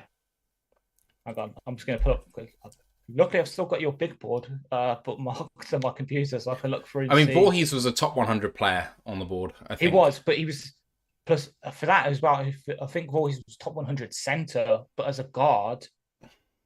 it probably dropped down because we saw it. I thought he was a guard. I'm pretty sure he was a guard the whole way through the process. I think so. So, Jags start off and a run play for a couple of yards to the left-hand side off tackle for Jermichael Hasty. 2nd down and 8. Grandizer said, Matthew and Ash, can you recap which 3 Lions players you are watching at this game? And I have to say for myself, I'm not watching for anyone in particular. I guess Starling Thomas and Stephen Gilmore are 2 that I'm really looking at. The other one is probably Jermar Jefferson, but he hasn't seen the field very much yet. Well, you took one of mine with Starling. So Drummond and Cota, they're the 2 sort of bottom of the roster receivers I have faith in to sort of make a push. And then I honestly don't know. I guess if Levi sees action, him, just to see if he can repeat last week's good performance, stack that on top. Because if he can, I have a lot more faith putting him on my predicted 53 than if he doesn't show up. Then I'm going to be like, okay, he flashed, but we're probably going to have to still look elsewhere for a free tech. So those are probably my 3. There's an injury timeout happening at the moment for a Jacksonville player. So as we're waiting, I'm just going to come and load up our pod diary to let you know what's coming up. Yes, please. And it's going to be a really exciting season, obviously, for the Lions. Now, we're in preseason game 2, and our recap for that will be on Monday. Preseason game 3 recap will be on the following Monday. And then we're going to do a roster cut down live show the Tuesday afterwards. So August 29 will be there as all the cuts come in. And then the season prediction show will be in the bye week. What used to be game 4, the bye week, the September the 4th, our season prediction show. And then game 1 preview the following Wednesday, September the 6th, ahead of Kansas City on Thursday Night Football to welcome the season for the entire league. The honour is ours. Yeah. Jacksonville 2nd and 8. Snap taken. New quarterback under centre, I think. And Jermichael Hasty handed it off and gains about 4. Aquara with the tackle. 3rd down and 4. Who is the quarterback under centre now? I'm trying to... so does it say? 18 is Nathan Rourke. Oh, the CFL legend. There we go. 3rd down for Jags. 3rd and 4. Can the Lions get off the field at the first time of asking in this second half? Takes a snap. 2-step drop. Looking. Waits a bit too long. Now trying to escape upfield. And a good tackle by number 41. James Houston finished off by Jack Campbell. Prevents a completion. 4th down. It counts. Is it a sack? I don't think it's a sack. Is it? Yeah, because it was mine. It was for a loss of 1 yard, so it counts as a sack. I And would here comes Logan imagine that Cook. because he's clipped by Houston and he's going down, Yeah. I think that's going to be a half sack each. 4th and 5. So a look.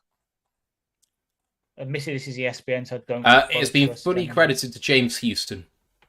There we go. Punt by Cook for the Jags, and fair catch called for, and it goes straight out of bounds at the 30, 40 something before it cuts away, and I can't see. ESPN have it down at the. Okay, great. Thanks a lot. That's why I was checking for the sack. The sack they got it, yeah. So fully for James Houston. 20. Yeah, James Houston 27 had him down at, and then it was 30-yard punt to the 43. So McSperiment's saying there, I'm surprised they don't play our seeker at centre. He just hasn't repped there in camp, so I'm presuming that's why. And also Campbell's still in at linebacker. I imagine that is a surprising comment.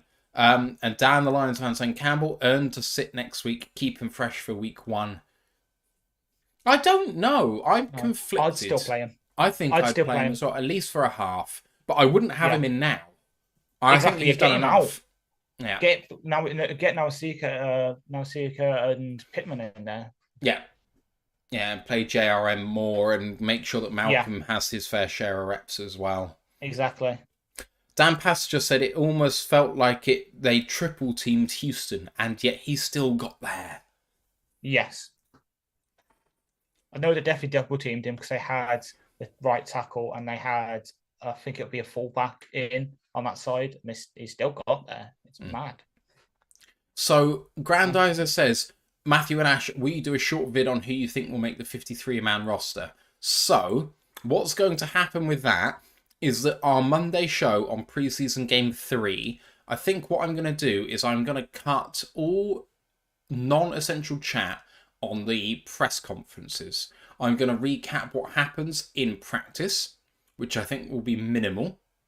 Yeah. We'll discuss the game, and then we will do a very quick amount on who we think is going to make the 53 or not. I'm not going to do consensus-y sort of chat and people voting and stuff like that. It's going to be basically, here's the 90-man roster. Let's pick our dead certs.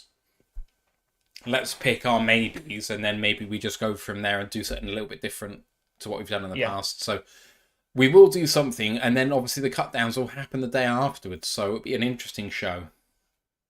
Yeah, I know I definitely won't be here for roster cut downs, which is a shame because that's one of my favourite days, but it's because I've made plans already with my friends to go watch a film. So unfortunately, I will be coming out the cinema and seeing, with my fingers crossed, hoping that Drummond and Starling have both made it. 43-yard line here, and it is Sudfeld under centre.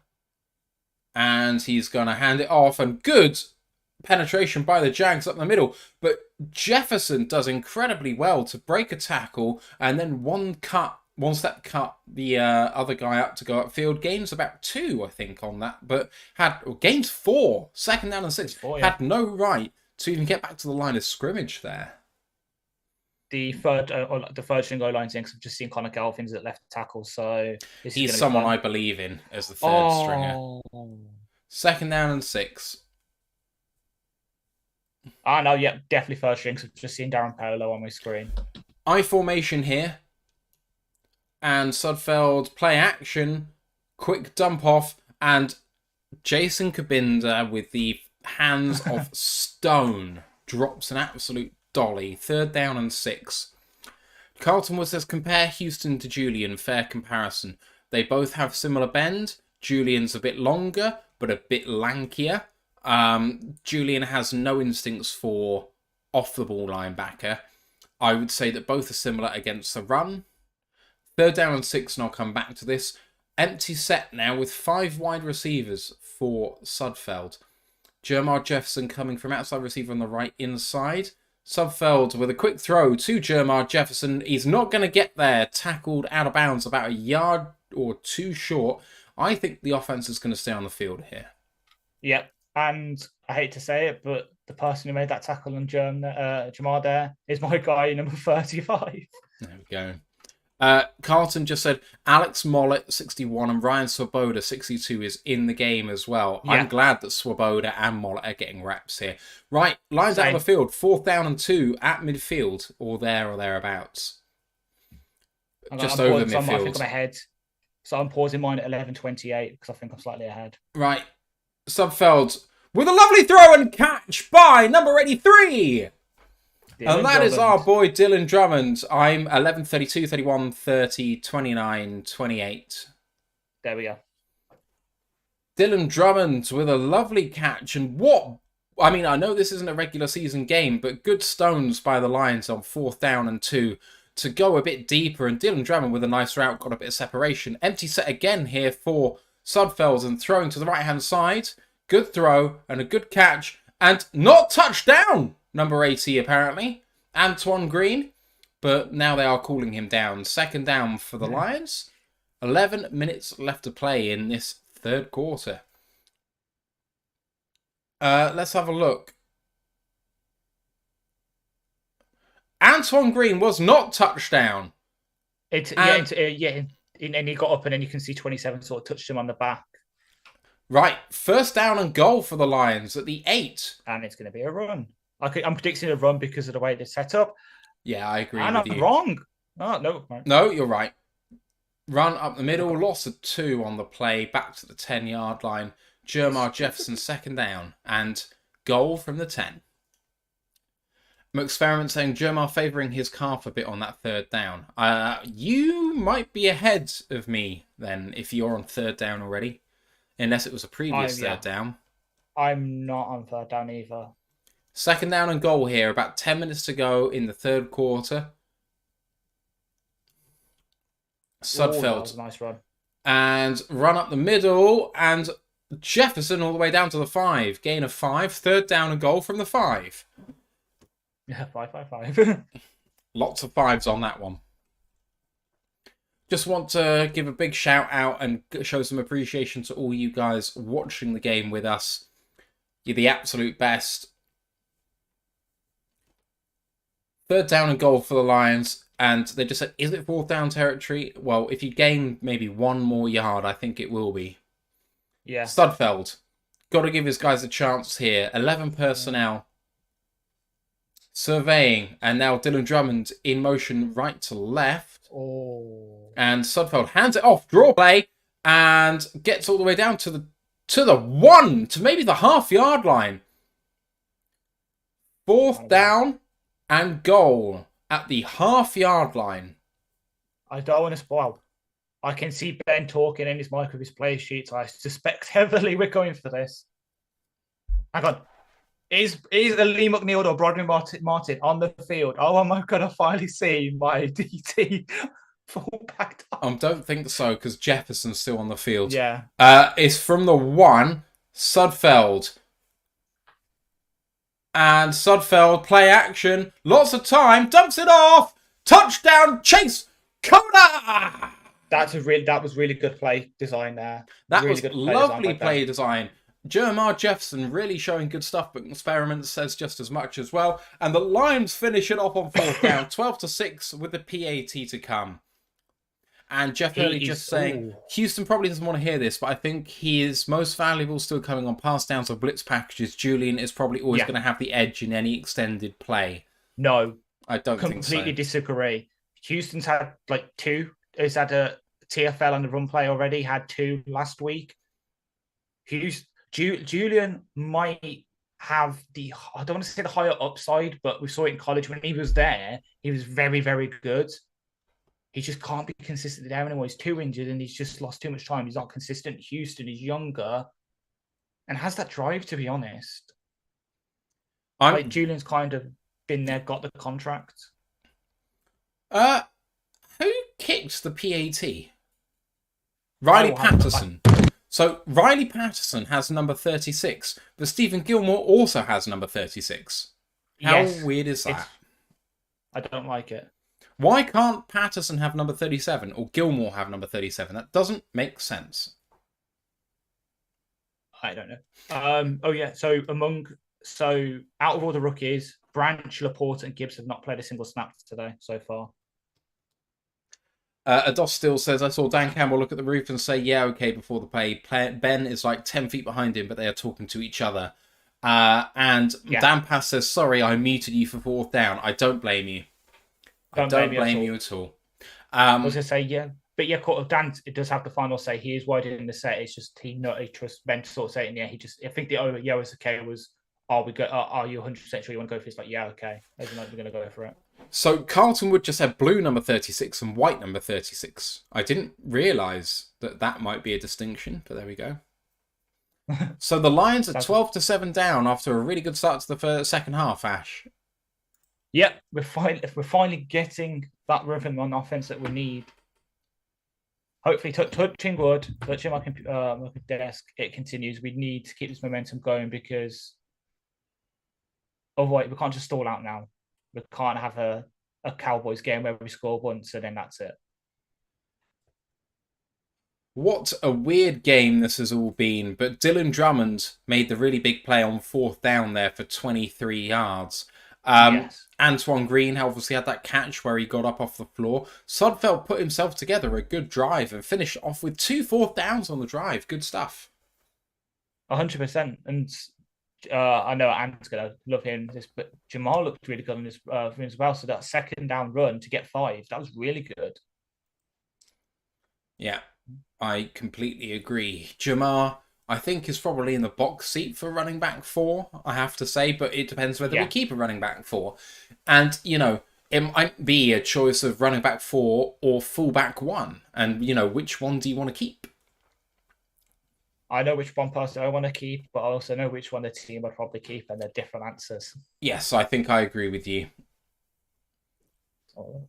I really hope that both Drummond and Cota make the squad at this point. They both deserve it. And Cota is that sort of guy. Right, Lions for the kickoff. Sending it deep.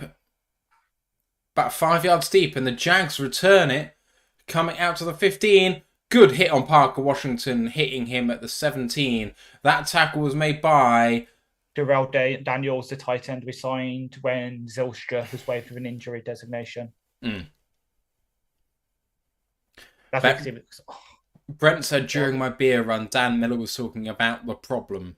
Didn't catch the play he was talking about. So, James? Yeah. James Houston, yeah. Yeah, sorry. Don't know why my mind completely went blank then. Had 2 tackles for a loss while you were away, Brent. So there was 2 possible plays we were talking about, and both of them were excellent reps by him. Right, first down and 10. I formation here for the Jags. And play action. And good play by the Lions defense, but he manages to check it down and gains himself about 10 yards to Prince. That's one of my favourite plays on Madden that they've just ran there. Play action sale. Have you played any of the new Madden? No, I don't have a games console. I've watched people play it. I really want to get it because the Superstar mode this year actually looks really good. I've been watching people play it, but I don't have a games console, unfortunately. My brother, it's back at home. The PS5 is back at home. It's my brother's. Second down and 1 from the I formation goes through the middle for a gain of about 2 and a first down Jacksonville. I have it because I have a gaming laptop, and I subscribe to EA Play Pro, so you get it free. Oh, God, yeah, it's okay. The Superstar one, it's okay. Yeah, it's. I've having watched people play it. I've played up to 21, I think. I can see the stuff that's the same, but they are doing improvements. So, like training camp thing they've done, Superstar mode's really had an upgrade. Oh, the quarterback has got out 2 sacks there and has delivered a dart for a gain of 6 to number 25. Rourke with a really nice play there at quarterback for Jacksonville. Savion Smith's down low body injury. So, number 42, Jalen Rivers-Mabin, got to the quarterback. He got out of that. And then 52, who's Christian Covington, also couldn't bring him down. And hopefully that's not serious for Savion. He deserves all the injury luck in the world, to be honest, after what happened to him last year. He really does. He went to Alabama? Yeah. That's how good Alabama is, that they're like guys you don't even know went there still managed to make NFL rosters. Them, Georgia, Michigan. Hopefully my team gets there in the next couple of years. Experiment saying they've given Cota a chance to prove himself this game, and I think he's done it. I don't think he's there yet, but the way he's going, I think he's very much on the way. He is considering, like Don said about a week and a half ago. Play action again, and a good catch, and gains about 1 Prince on that play. Good tackle by Starling Thomas, but poor coverage on defense for the Lions. Instead of covering his man, whoever it was vacated to go after the quarterback, and he was never going to get there. Yep. Ooh. Experiment just said Rourke should be called Houdini. Yes, he did it this last week. Everyone saw that highlight for him. Rourke under center, run up the middle. No gain on the play. Good tackle by the Lions by number 42, Jalen Reeves-Mabin, and number 90, Corey Durden. Thank you. To say, according to Corey E. Woods, the Lions broke a training camp record, averaging nearly 3,000 fans per day for the open practices per team source. Sounds pretty good to me. 2nd and 9. Just under 6 minutes left in this third quarter. 5-point game here. Jags. Under center is Rourke. Play action again. Goes down the middle. And a good throw. A nice play by number 81 of the Jacksonville Jaguars. And that is Williams with Brady Breeze making the tackle. That's a gain of, I would say, about 20. But let's see. I'm guessing. 16. Gain of 15. Yeah, 16. Lovely throw by Rourke. He is. I remember when he was going at CFL, I remember Anton Rice speaking about him, but obviously Jags snapped him up. And we've got Teddy now, so we can't. 1st down and 10, 5 minutes to go. Ball's been spotted back at the Lions 44. The game clock is running, but they haven't started the play clock. Weird. Right, Jags with Rourke under center again. And play action again. And under pressure, almost gets hit and throws it away down the sideline. What a blitz by Brady Breeze there. And there's a flag on the play. This is probably going to be a hold. Oh, someone made a me joke on the commentary saying he was breezing off the edge. But he was roughing, and then he got done for roughing the passer. Great. Let's have a look at this on the replay here. Brady Breeze hit him below the knee. Yeah, below the knee. It's a sort of gator grab, is it called? Because he kind of twists him.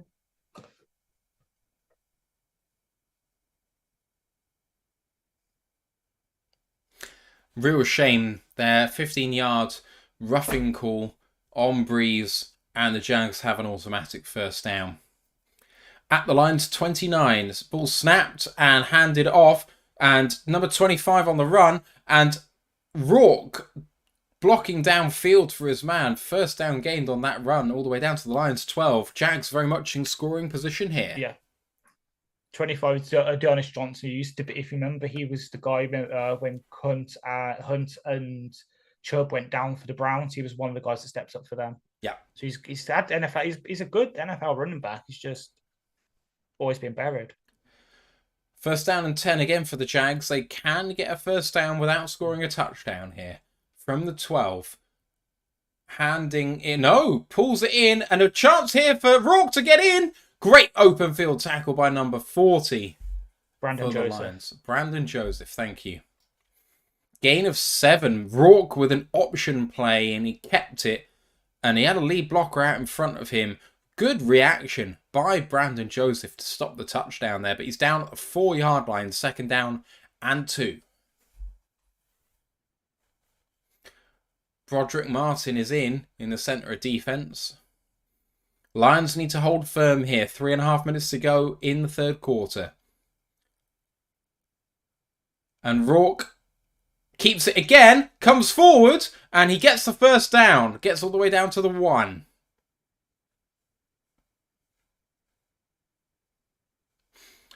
First down and goal from the 1.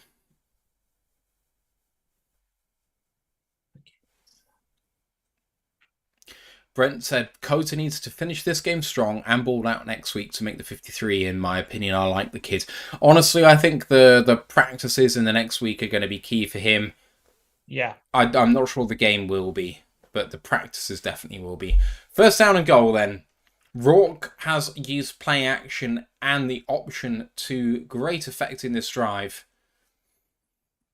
Play action again, and good catch. Amazing catch by Dearness Johnson, but for only a half a yard gain of second down and inches. So Rourke threw this really low, and Dearness Johnson bobbled it and caught it. What a play. And did he get in? He didn't manage to extend his arms while he was on the ground and got a touchdown. Oh. Second down and goal. Look at who number 49 is for the Jags and tell me if you... Touchdown, Dearness Johnson. Jags go up by more than 7 once again. Sorry, look at who is? Number 49. So the guy who comes and celebrates with Dearness Johnson. 49 for the Jags is Leonard Taylor or Josh Pedersen. Okay, the coach's son. There we go. The ultimate. Nepotism. I just thought it was like I had to check. 18-7 here for Jacksonville. 11-point game. They're going for the kick here. I still think you should go for 2 here, to be honest. This is not McManus taking the kick. This is McCourt. And the kick is up and missed. Wide right. P18, no good. Cut him now. 11-point game. I mean, if you're up against Brandon McManus, you aren't making the roster anyway, but never mind. True. 18-7 for the Lions. A 8-point play will put them within 3, so the Lions need to go on offense here. Definitely do. This is, I don't want to say it's not do or die territory just yet, but if we fail to score here, it's gonna dig us a hole to get out of in the fourth quarter. It really is. It's not been great so far, if I'm honest. Yeah. But we saw an uptick on offense for the Lions in the most recent series, so let's see what happens now. Dan Pasture said 3 missed special teams points. It could be key in deciding the outcome of this game. It really could. Nathan Rourke, so far, 5 of 5 for 35. It's not bad. And people are tweeting that he's better than Justin Fields. I don't understand why it says that he's 5 of 5 for 35, but he doesn't have any rushing stats when he definitely had a quarterback option keeper for like 7 yards. So ESPN are being a bit crap. Yeah, they are a bit. But there we go. Yeah, Lions have 15 yards on 14 carries in the run game, although -8 of that is attributed to Teddy Bridgewater and -1 to Nate Sudfeld. So it's really 12 carries for 24 yards, but it's still not great. 2 yards a carry. Good. I mean, Reynolds fit well. We can assume Reynolds probably finished today. He's finishing with 1.6 yards per carry, and Jamar's at 2.8 right now. And to be fair to Jamar, he should have lost yards when he actually gained a few times. So even 100%. Though he's got less than 3 yards a carry, that's worth its weight in gold considering what he's been given by the offensive line. It'd be interesting to see when the advanced stuff comes out from PFF what his like yards after contact is. Yeah. Leading the Lions, so the Lions, I should say, have 105 yards total offense, whereas the Jags have 278. That is net yards accounting for sacks, but still, that is atrocious. It really is. Lions on defense still led by Jack Campbell, 7 tackles, and Tracy Walker, 5. Jalen Reeves has also got up to 5 as well. Houston, with his sack, has gone up to 3 tackles for a loss. Of course, the sack always also counts as a tackle for a loss, but there we go. Kick is away and is going to be returned by Jermar Jefferson. He's coming up the field and gets all the way down to the 25-yard line. Lions take over.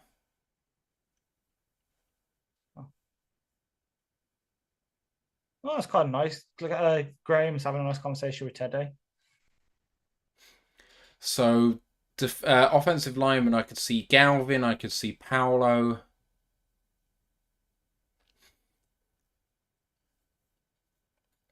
Oh my god. All right. So from the 25, single back set here, 11 personnel. No, 12 personnel. Sudfeld play action, pressure in his face. He checks it down towards Jermar, but he was never catching that. That looked like a dump off really in his direction. 2nd down and 10 coming up.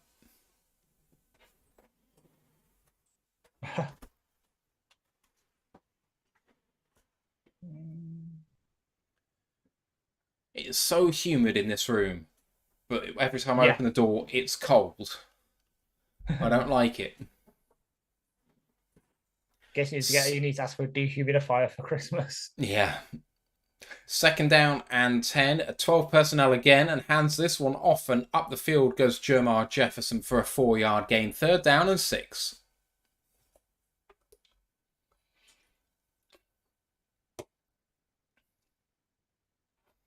Jermar goes up to 5 carries for 15 yards now.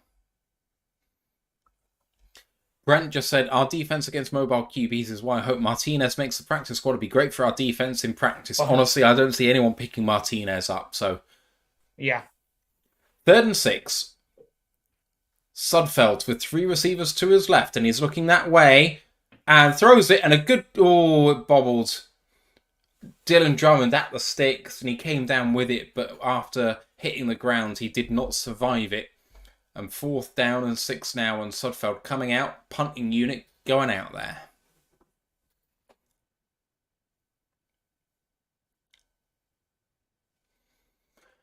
Glasgow, the coach, very much doing some work there. Yeah, they were saying on the commentary that he's considering it, but he jokes, oh yeah, I don't like the NFL coaching schedule right now, maybe high school. So who knows, when Dilfer flames out at UAB, maybe Glasgow can go take his place there. The punt for Jack Fox goes down to the 29 and is touched by the Lions. That'll be Jacksonville ball, but that's not a great punt by Jack Fox. It was, unfortunately. It was... That must have been... So the snap must have been taken from about the 31... and it's down at their 29. So that's a 48-yard net punt. But obviously he punts it from further away than that. But we were used to much better there. Mile Marker says, I'm feeling philosophical about this game, but to be honest, only because we won last week. I'm not feeling any type of way about how we play in preseason games in terms of wins and losses. But I don't know. So Jermar Jefferson, I feel, is separating himself for RB4. Yeah. I feel like Cota is coming up closer to Dylan Drummond, but Dylan Drummond, I still feel, is wide receiver 5 quite clearly. Offensive line, I need to go back and watch the tape. I feel like Ifedi's acquitted himself fairly well so far. Yeah. No one else is really doing well, him much. And Forstall, because we haven't really noticed him, which is the best thing about offensive line if you don't really notice them.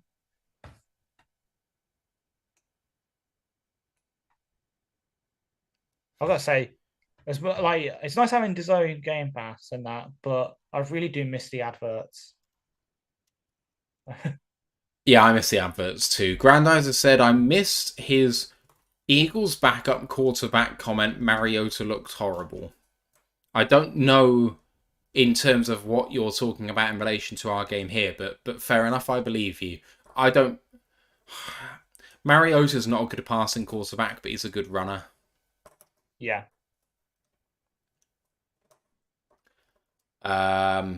He said, you'd have to watch the Eagles-Browns game.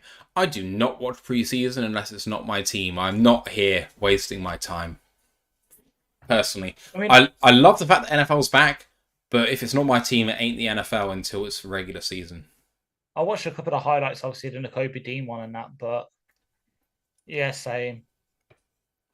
It doesn't tell you anything about what you're actually likely to expect in the regular season. The reason why I watch preseason is because I'm invested in roster spots 30 through 53 for the Lions. Yeah. So,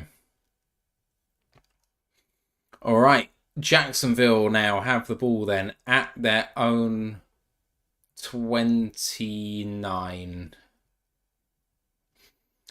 Grandad said, yeah, you missed a lot of my comments, feeling a little neglected, lad.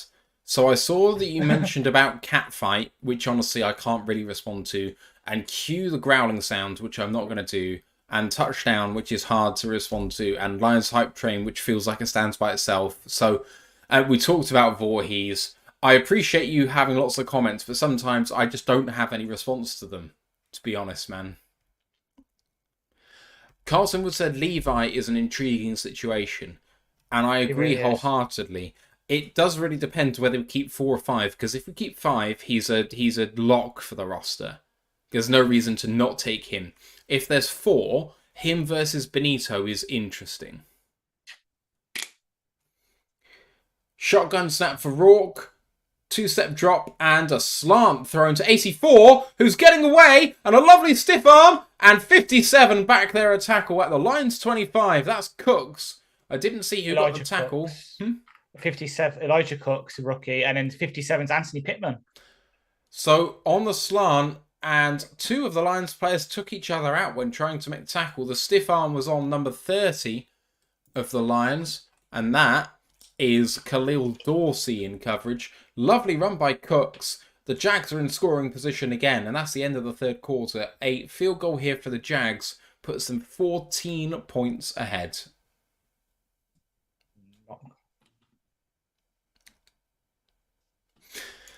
Hopefully we see a bit more as we end the third quarter here, Ash, from both the Lions defense and Lions offense, because it feels like now Jacksonville are having this when they want it, and Rourke has looked like the best quarterback of the day so far. Yeah, he really has. But it's what we saw last week. Out of the quarterbacks last week, DeVito was the best one. So maybe it's just a thing where whoever goes up against our third and fourth triggers looks the best. It could be. Interesting little tidbit there is that was Elijah Cooks for 48 yards. The big play for CJ Beathard to Tim Jones was also for 48 yards. Actually, Cooks has had 1 yard taken off him. That's a shame. There we go. 48 and 47 yards, the big plays for those guys. Experiment saying Brady Breeze not having his best game as he took out our other player in coverage. They were both fairly well positioned, but were just half a yard behind the play for both of them, and that's what happens. He had a hold of his shirt because you see it rip, but wasn't enough to stop him. Per Peter, Pride of Detroit hasn't seen Savion Smith on the sideline since his injury, so it's not looking good. That's a shame. Yep.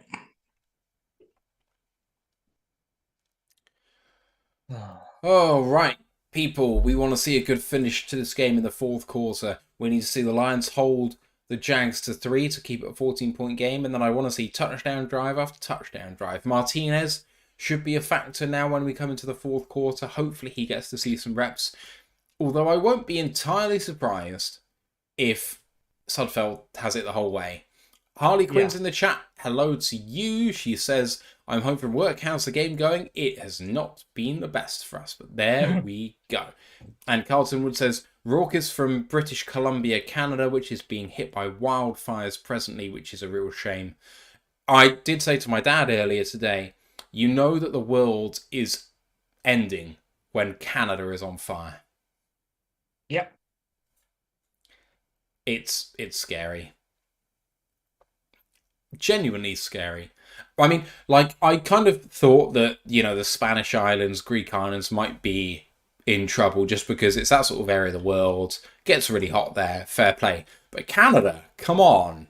Like, that's a snowy place, right? Exactly. Right. Ooh. Jacksonville on the Lions 26 run play to the left and a lovely tackle by number 27 of the Lions. Chase Lucas, who came from the left-hand side of the Lions formation, which was the opposite side of where the play came from, and exploded to the ball carrier. He beat everyone, including the right-hand edge for the Lions. What a play by someone really fighting to make the 53. And if you believe Eric Schlitt's making it. Yeah. But he does stuff on special teams. We saw last year, he just got injured. But yeah, he's got Rourke off going to a deep for the backer. end zone, and a lovely catch, but he's out of bounds. Good coverage by number 30 for the Lions, who is Khalil Dorsey, using the boundary as his friend. Sorry to interrupt. The saying, well, Lucas does stuff on special teams, and he's doing the sort of Savion Smith, if you met Melafonte kind of thing of being safety four, but who can cover a corner. So he does have a chance, but so that definitely did help him. Glenn's definitely got a lot more aggressive with his play calls as well. I think that's like the third straight blitz. 3rd and 10 here from the Lions 26. Man in motion is 88 from left to right for the Jags. Snap is away. Rourke looking left. Oh, tipped at the line, but managed to catch it. And a good tackle, but it is a first down. Chase Lucas holding down Martin, but it's a gain of 11. And Jacksonville move the chains. Another rookie, Oliver Martin. Lots of people talking about the air quality problem here. Experiment saying move to Wisconsin here. We've had a lot of air quality alerts due to smoke from the fires in Canada. Oh, man. 15-yard line here at the Lions 15, that is. Jags shotgun formation and hands it off. Possible keeper. And that is Dearness Johnson bending around the edge, and it's a touchdown.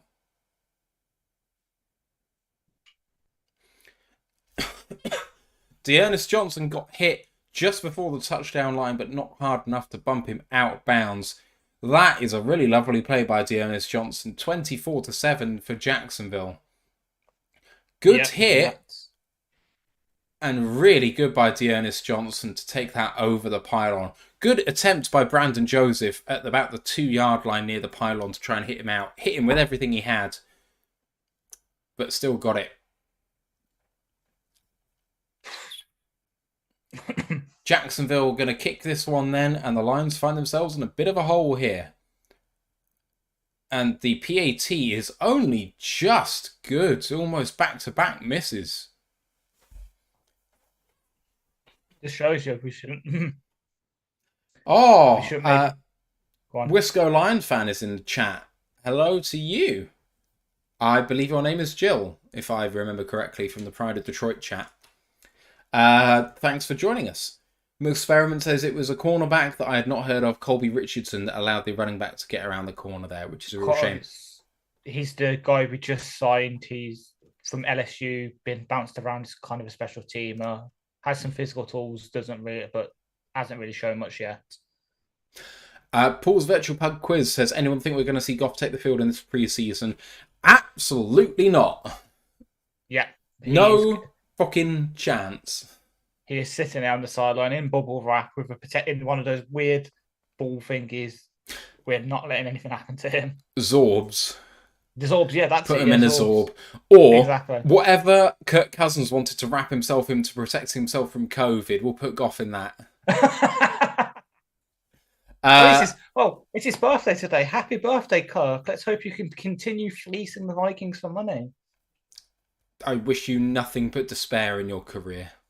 Don't even know that. It's because NFL UK tweeted about it today. Bloody hell. Jill did confirm that it is Jill, mainstay on the Pride of Detroit POD cast, and I think we've played marbles together on Chris's pre-show as well. I'm pretty sure we must have done. I am a big fan of the marbles game. I don't know if you've seen Chris play it. I haven't seen Chris play it, but I've seen people play it.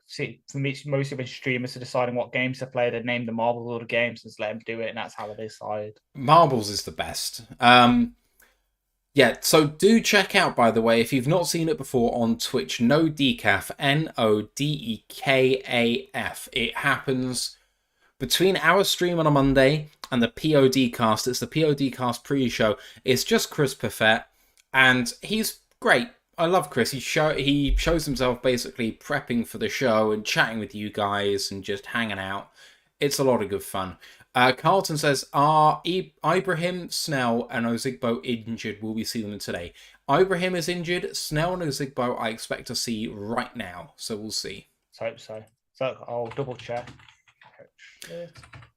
I'll check Eric's roster thingy. So Paul's Virtual Pub Quiz just says, someone says It seems strange to not have starters take reps. I know the Rams definitely did that, but was not sure about other teams. I definitely remember teams traditionally playing their starters in week 3 of the 4-week preseason. So it really depends on what teams had as what they thought you should do. Some teams never played their starters. Some teams gave their starters half of the first game, a quarter of the second game, and nothing of games 3 and 4. I mean, it really varies in terms of what teams do, but I have no problem as long as you think you're getting from joint practices what you need to get for starters to not get reps at all. You've pretty much thought about that. That's what the joint practice is all about.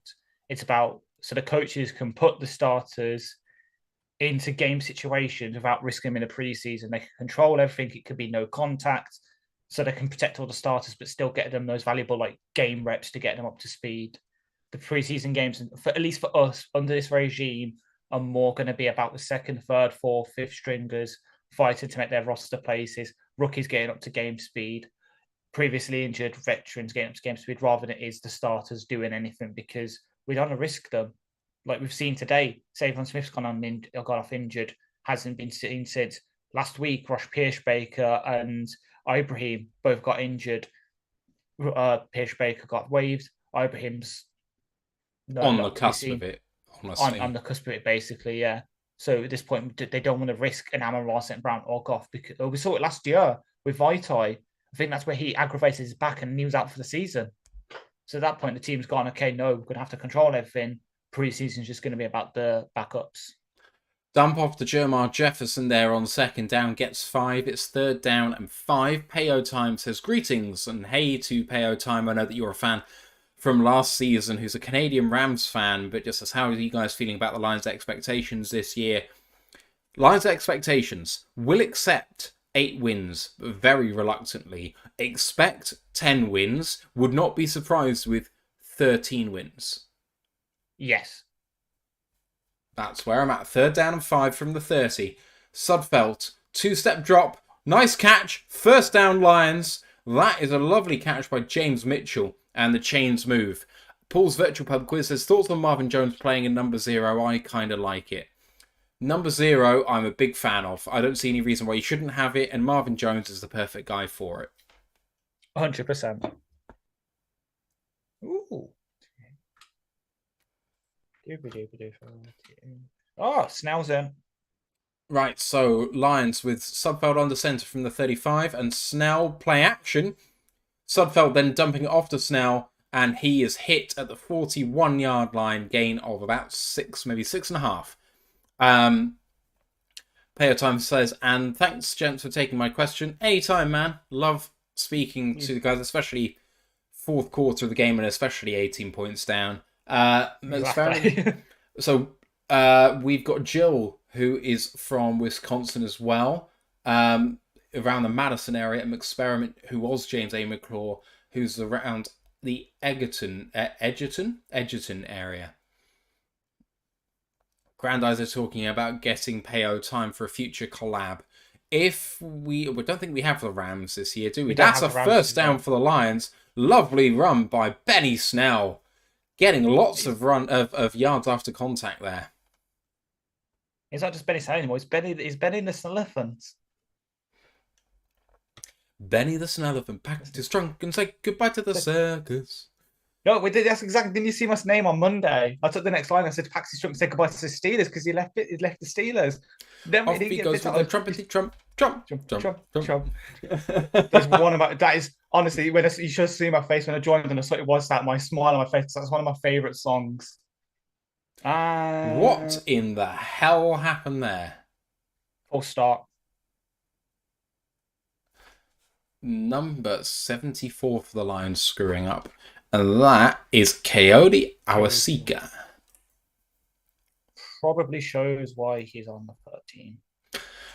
I still think he's on the inside track to make the team as replacement guard 2, though. Same, just because he's got the experience and he's like Vaitai in that he can also cover tackle, because that's what he did for the Eagles. He was a guard tackle combo, just like Vaitai was. So run up the middle after the 5-yard loss, and Benny Snell gets about 7. 2nd down and 8. Lovely run by him. And Grandizer says, Payo time. The John Candy of Rams content creators, a true gem.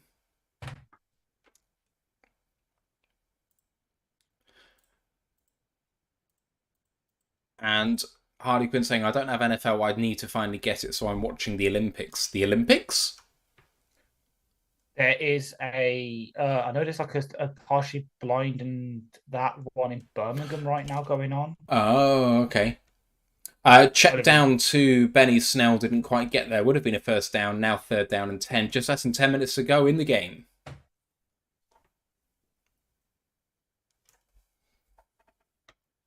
Yeah, I think I remember seeing some of that now. I mean, that's not the big sporting events in the next 24 hours anyway.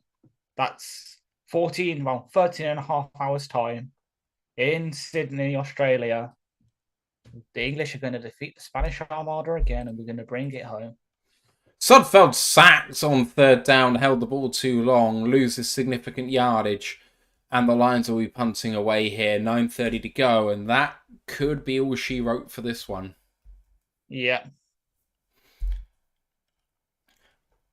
So, yeah, the England ladies team are in their first World Cup final. It will be tomorrow at 11 a.m. UK time, which makes it 6 a.m. Eastern time, so it's quite early. But facing the Spanish, third and fourth in the world, to play each other for the title. And if the England team win, they will be European and world champions. Buffed! And Lions have it! I think... Okay. I think he got ruled. Jags got it. Oh, Jags have it. Oh, man. Lions should have had that. I don't know what happened there. Oh, boy. Sorry, guys. I thought I saw a clear Lions recovery, but I was wrong. So Parker Washington came up to catch it, muffed it, 2 Lions in front of him. Washington tried to get on there, and yeah, you see a clear Jags recovery. That's a shame. Yeah. McFerrin says, Hype Train seems to have lost a bit of coal. James, 13 wins, mate. It's coming. 13 bloody wins. We've got to bear in mind, obviously, I understand the disappointment, but we do have to bear in mind, again, this is the second and third string. This is not, if it was Goff and Amon-Ra in there and we're seeing this, then yeah, I would be a bit like, oh God, like grimacing a bit, but I'm not worried. Do you want me to make it even a bit that muff catchy, a bit worse for you, Matt? No. You can guess which player nearly recovered it. No, I can't. Tell me. Daly nearly recovered it. That's fine. What's wrong with that? People seem to think I dislike Scott Daly, and I don't understand. I mean, it's because you've got the spectrum of the memes. You've got the Scott Daly hatred and the Trey Flowers love. You've sort of got that full spectrum of memeage. I feel like, oh shit, I've just deleted Brent's message and I didn't mean to. I'm sorry. I'm sorry, Brent. Poor Brent. I meant to get rid of the spam and I got rid of you by mistake. Oh, I'm sorry. Poor guy. No, I'm sorry, Brent. That's what happens when I accidentally press the wrong thing and don't notice. How do I come back? Oh, I don't think you can. Okay, hopefully you can come back in a second.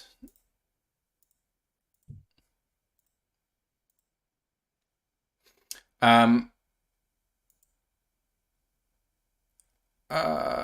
don't want to hide user on this channel or put user in timeout. What do I do? Payo says, what grade do you give Brad Holmes after 2 years, Ash? A-. I would love for it to just be a straight A, but I hate bringing it up at the Benson trade. That is the only reason it's not a straight A for me. I know it doesn't really bear in mind, but it's just, and again, as I said on the Discord yesterday, the process was good, but it was a bit too much. We gave up a bit too much for me. If it was more like the Denzel Mims trade, and what's happened, I'll be completely fine with it. It's because it was guaranteed picks that it's kind of a bit iffy. But I love, at the same time, let Brad cook. Lovely tackle by 35 of the Lions there. Allowing no gain. Yeah, Brady. I would give Brad a straight A. The Benson trade doesn't affect me whatsoever. I'm not going to care. We were in such trouble before he came, and he has completely turned it around, and he's been absolutely fantastic. So I absolutely love what he's done, and I don't think anyone else would have done better. Oh, lovely play by the Jags. Cooks again with Richardson in coverage. Fantastic throw and catch. Yeah, you've turned a roster around who was expected to be potentially worse in the NFL, and you've made them one of the contenders in the NFC in 2 years. If that isn't an A grade, I don't know what is. Oh! What? That was attack on a half into Khalil Dorsey. He folded his guy. Right, Jags, quick throw to the right, and what a hit! Oh, wow! Can you see? Wow! That was a Khalil Dorsey! So that was a swing pass to a slot receiver. Dorsey reads it, hits his man in the knee, flips him up, and he lands on his head on the floor. Holy moly! He's at and the player's now on the side like this. I think he's took that player out of the game, admittedly accidentally, but oh my god, he murdered that guy. Holy shit! And then he follows it up with a really good PBU. 2nd and 13 here for the Jags at midfield. I'm ahead again then, right? Pausing at 6:53. Thrown and not a good throw. And I don't think Dorsey has any impact on that play, to be fair. So when I looked down, I just saw him there, just like, oh, he's doing a pass breakup. If someone's just tweeted, if Jags cut MOOF, what is MOOF? What is MOOF? Someone just tweeted, if Jags cuts 84, the Lions might sign him lower, and that's Elijah Cooks. Yeah, he's been fantastic today. He really has. Harley Quinn saying, I wish I could watch the game. Thank goodness I have you guys. I'm sure there's illegal ways to watch it if you want. Here's the 3rd down play, and escaping and coming upfield, and there's pressure from behind, and Rourke finally gets hit at midfield. Corey Durden was the one to get there along with James Houston. Down at the 50, and that means 4th down. 6.5 to play, 4th and 7, and surely the punt unit is coming out here. Yeah. Wisco on Twitch says, hopefully the networks will air more games when GB doesn't overlap this year. Well, we live in hope. Chase Cota is on punt coverage, but this one will probably end up in the end zone, if I'm honest. 6 minutes, 10 seconds left. Lions 18 down, 3 possession games, 6 minutes to go. This one is dead and buried. But it matters not. We care about the individual performances, and Cota doesn't receive it. The Jags do at the 6-yard line. Lions receive the ball at that spot.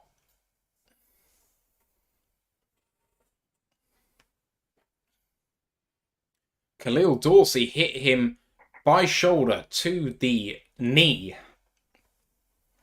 What a hit. 5:56 left.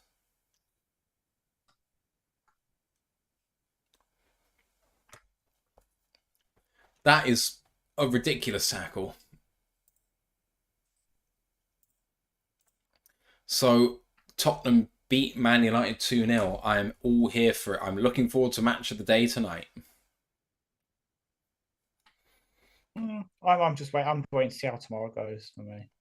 Who are you playing tomorrow? Your local rivals. So that should be a win then. I bloody hope so. Well, I mean, if they are looking to sign the Scottish Southampton striker, and that is a sign you're in big trouble. Adam Armstrong. No, that is not who I meant. Che Adams. Oh, don't like him. Former Blue Nose. Yeah, I knew it. I knew you wouldn't like it. Never scored against us though. So. Grandizer says Moof is most overly optimistic fan. Payo Time says that most overly optimistic fan. It's a series I did in the past but couldn't this year. Gotta go, enjoy all. Bless ya. Your Bless your content creation this season. Thank you to you, sir. Appreciate you. Miss Harley Quinn coming in with a donation of $20 saying, donation because I love you guys so much. You guys cheered me up last year when I was in an emotionally dark place. Thank you for welcoming me into the Lions community. Hashtag One Pride. Hashtag Dan Campbell has my heart. I know how much of a soft spot you have for Dan Campbell. he is he's a lad. He's a great lad. He's a bit of a guy. Thank you. Thank you for doing that. Appreciate you. You don't have to do that. And all of you guys, the appreciation is fantastic and it means a lot to us, but you don't have to do that. So thank you.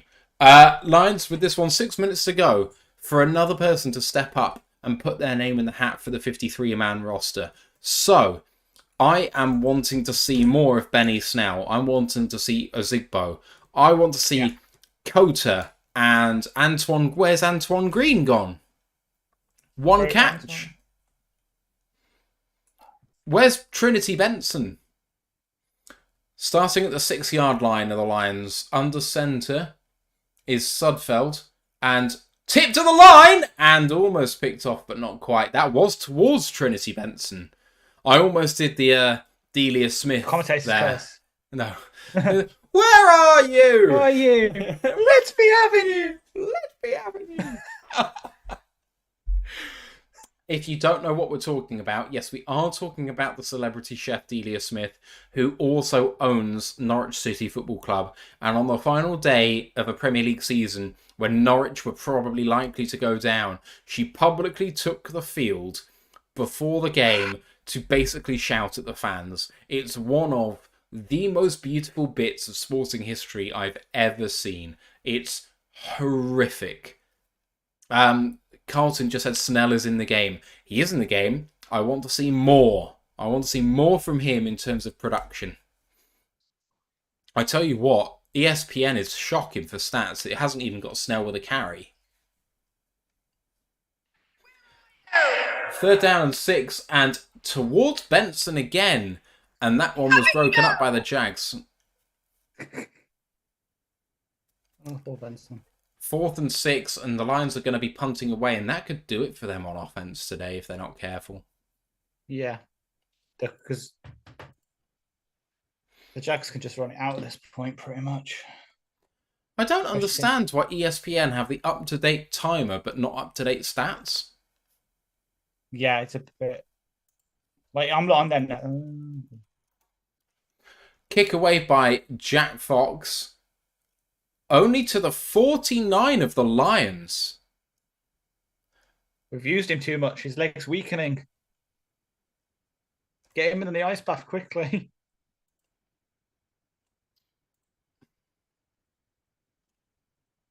And Miss Harley Quinn says, I really do lol with 4 Honolulu Blue Love Hearts.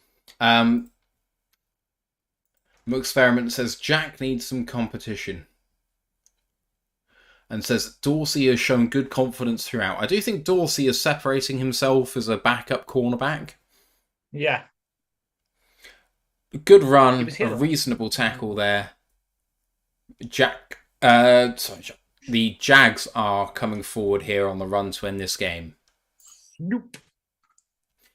Mile Marker says, does London area think of?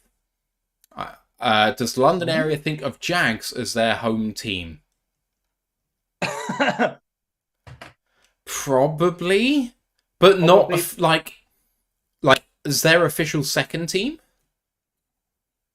Maybe. Yeah, like to be honest, got the edge to the left-hand side, slides down inbounds with the first down. Good play by Connor. To say, I guess with the whole of the NFL, the Jags are technically like our homes. None of us really care. The only people one of the teams that unfortunately has their merch sold quite widely over here, like Primark and Sports Direct and that. But most of the time, people pick like the Giants or Raiders or Patriots stuff up, or even unfortunately Green Bay. But and to be honest, because it's like the guy that owns them, Mr. what's his name, Khan, he's not liked over here anyway because of Fulham. And like the whole Yeah, thing, he's a trying bit to of buy a dick. He is a bit of a dick. He tried to buy. He tried to buy our National Stadium. like, yeah. Why would the FA ever do that? What happens if he says, but you can't have the England team play there because I've scheduled a concert? Like, it's your national stadium for a reason. You need to own your national Exactly. stadium. I guess, well, they do what they did when new Wembley was getting built and all, and was doing the whole touring thing, which I kind of are doing a bit. So I know they've played games like St Mary's and that recently. I'd love them to play at like Anfield or Villa Park, or I know City Ground, so Forest Stadium, they're hosting the first game of the England 21s in the international break.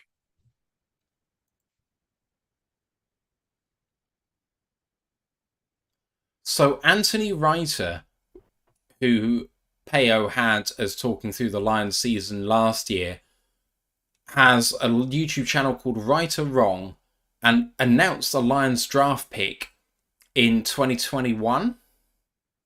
Yeah. I remember him. He gave the Amon-Ra St. Brown selection. That's fucking awesome. Or Right, the Jags at the Lions 32 with 2:20 to go, 3rd and 6, play action and a lovely throw and catch. And that, if the Lions don't take any timeouts, will end the game. Carlton Wood says, after today, is Dorsey better than Gilmore? I do not think so. No. It's like Dorsey's definitely risen his stock today, in my opinion, but Gilmore's still ahead. Gilmore has had several good days in camp. And also, despite the fact that he had the touchdown scored over him, he's also made a PBU in the end zone. He's made several really good tackles. I think he's been fantastic today. Touchdowns happen on you as a cornerback, and the ability to react to that actually shows character. So I was really happy with that. Brent says, how did the commish do? I missed a lot. He made 2 amazing plays before he was yanked early on in the game. Ashton, what did he make of commish? Yeah, he was brilliant, which is why the Lions are voting him the player of the game for us. One tackle for us, 1 pass defense, and he's standing out as someone who, as Eric puts it, is in the facilitator role. He's there so the others can do that, like can make the flashy plays, and he's still making the flashy plays himself out of that role. Like, I'm sure the Falcons are looking at like kicking themselves and like, why did we let himself go? Because he's absolutely balled out since he's left them. Yeah. This new environment for him has been amazing. McSperiment also points out that Gilmore, who's 6 foot, is 4 inches taller than Khalil Dorsey at 5'8", and that is going to factor in. It will factor in. It really is, because let's get our roster position, corner. So yeah, because Gilmore is taller than Jerry, Lucas, Sutton, and Starling. Like, the only corner we have that's pretty much guaranteed to make the roster is Will Harris at 6'1". He's also our tallest corner, because alongside Colby Richardson, but he's not going to be here for long, unfortunately. No, he won't.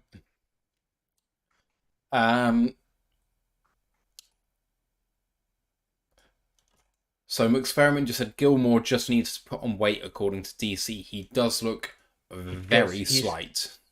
He is the same. Yeah, he's the same. He's taller than me, and he's the same weight, 174 pounds. How tall are you? 5'9". Mile Marker says, ask anyone who grew up with older siblings, height was everything. I am the older sibling, and I completely agree. I'm so salty my middle brother is taller than me.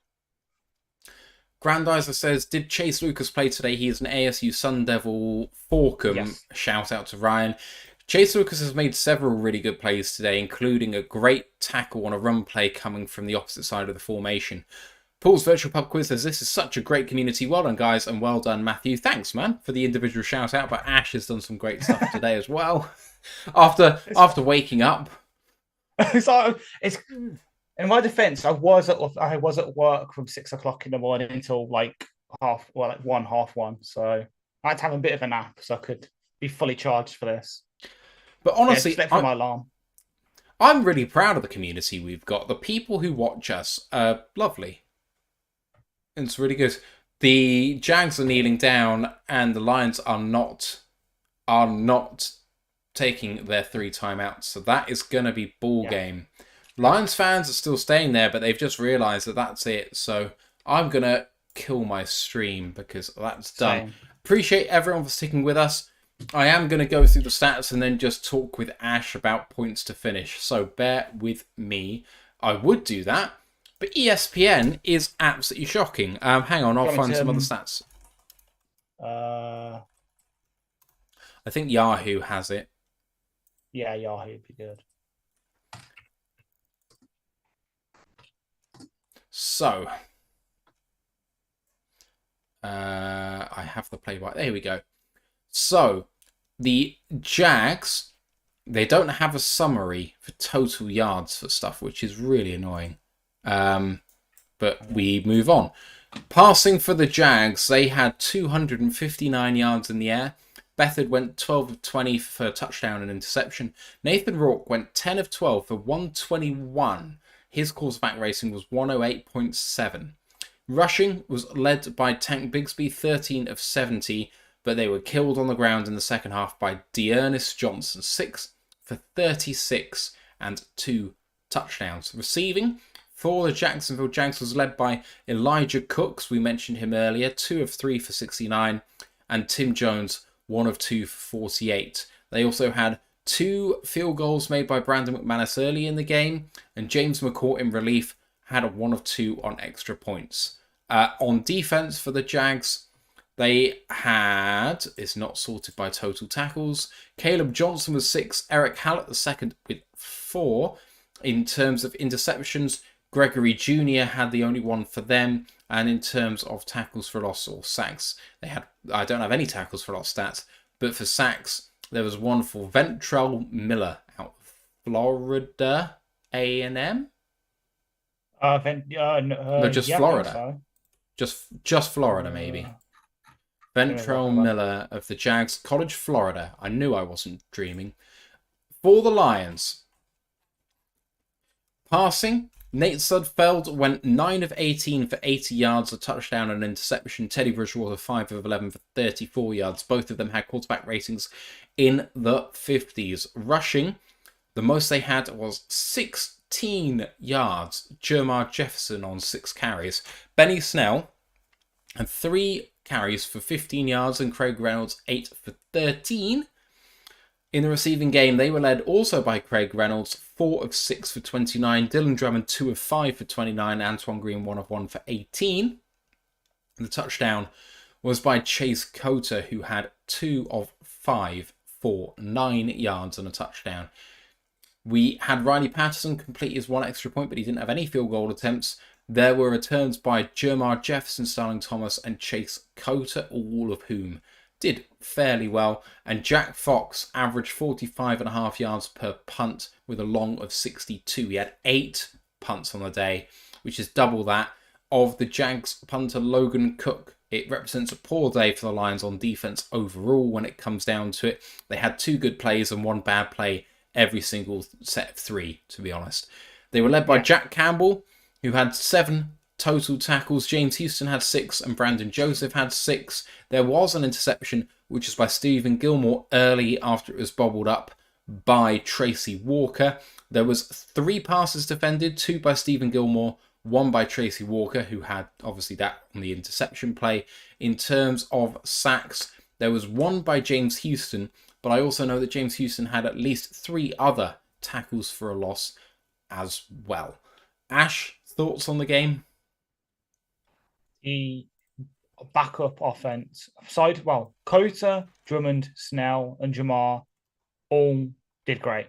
They really furthered their cases to be there as the sort of, I don't want to say bottom of the roster guys, but like sort of bottom roster guys who sort of stick around there, take 5 to 10 snaps a game kind of thing.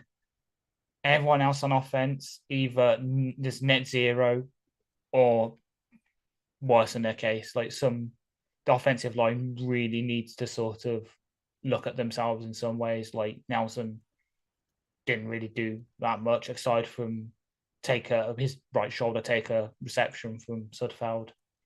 And the defense, they did all they could, but when they're constantly out there, they're just going to get tired, and there's only so much they can do. Like they made some good plays, there were some really good plays by some of them individually, but as a whole, they were just out there too long, and they just got tired, and they just couldn't stop it. Unfortunately, it's hard when the other team has the ball for like another 15 minutes on top of you do, and they have an output of 3 times your offensive yards. It's just the quarterback Sudfeld and Bridgewater really need to work on the connections with the receiver, because we can't have this next week against the Panthers, because the Panthers are someone that obviously has our number, and they're going to be contending in that South, so they're going to be hungry to sort of Bryce to really get his feet wet, Chark to do some things, them to work out their receiver room, who's going to be their running backs. Their defense is young and hungry and learning a new system, so they really need to sort it out for next week, because otherwise we could be 1-2 in the preseason, and some of the confidence we have going into the season might be knocked, because if we might have that worry that if something happens to one of our starters, whoever's below them isn't going to be able to be the standard that we need them to be to contend this year. I think I saw a few good things. I think Jermar Jefferson, while he only got 2.7 carries, did so much behind the line of scrimmage because of the poor play of the offensive line. I was encouraged by what I saw from him. Craig Reynolds, I think, was a victim of his offensive line, but couldn't get away. I saw more from Jamar today. Benny Snell did great, but only on his 3 carries. He had barely any time to make any impact. Receiver-wise, I mean, Cota 2 of 5, but the passing to him was poor. I don't think that reflects on his catching particularly. Same for Dylan Drummond, 2 of 5. He had 2 where they were really well contested by the DBs, so I don't think that reflects on him. But no one separating themselves for wide receiver 6 at all, really. Cota, did that one touchdown do anything for him? I would argue not. It was a nice moment for him, but I don't think it's really moving the sticks at all. On defense, I saw what I needed to see from Houston. Good stuff by him. Well done. Jalen Rasmabin, I also think, had a really good day in the linebacker position. Otherwise, Brandon Joseph, I thought, had a good day with the number of tackles and stuff he had back there. I do think that Starling Thomas and... what have I forgotten his name? Stephen Gilmore.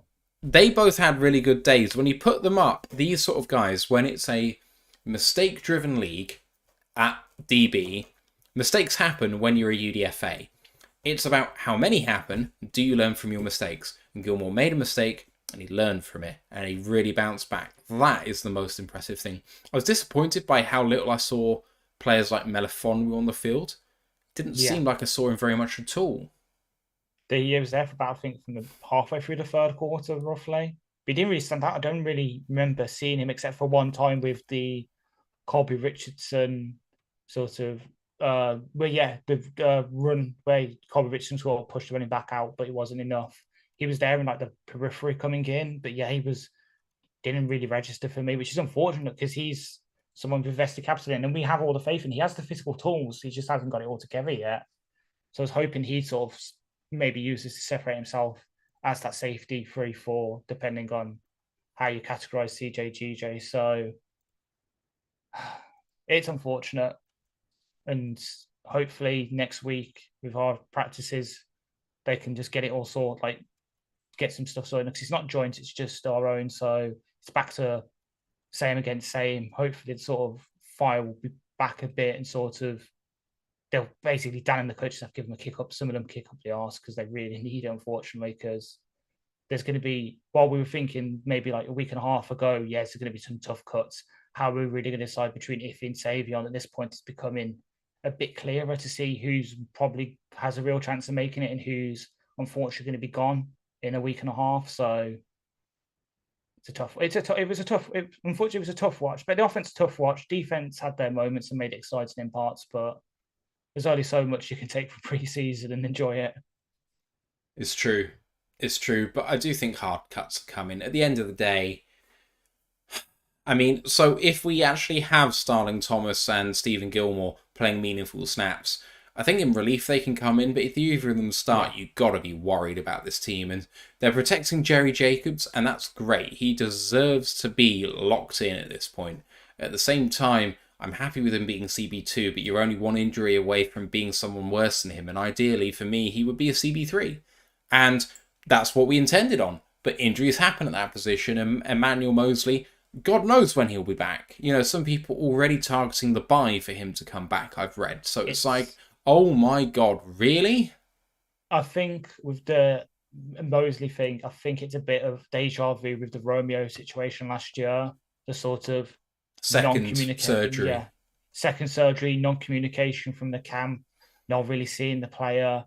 It's giving people a bit of deja vu, and obviously it's sending panic bells off. Hopefully, Mosley can be back soon, because when he's healthy, he's an absolute ball hawk. He has one of the best ball hawk percentage by next gen stats I saw when we signed him. So he can make the plays on the ball, which is what we want from that secondary now.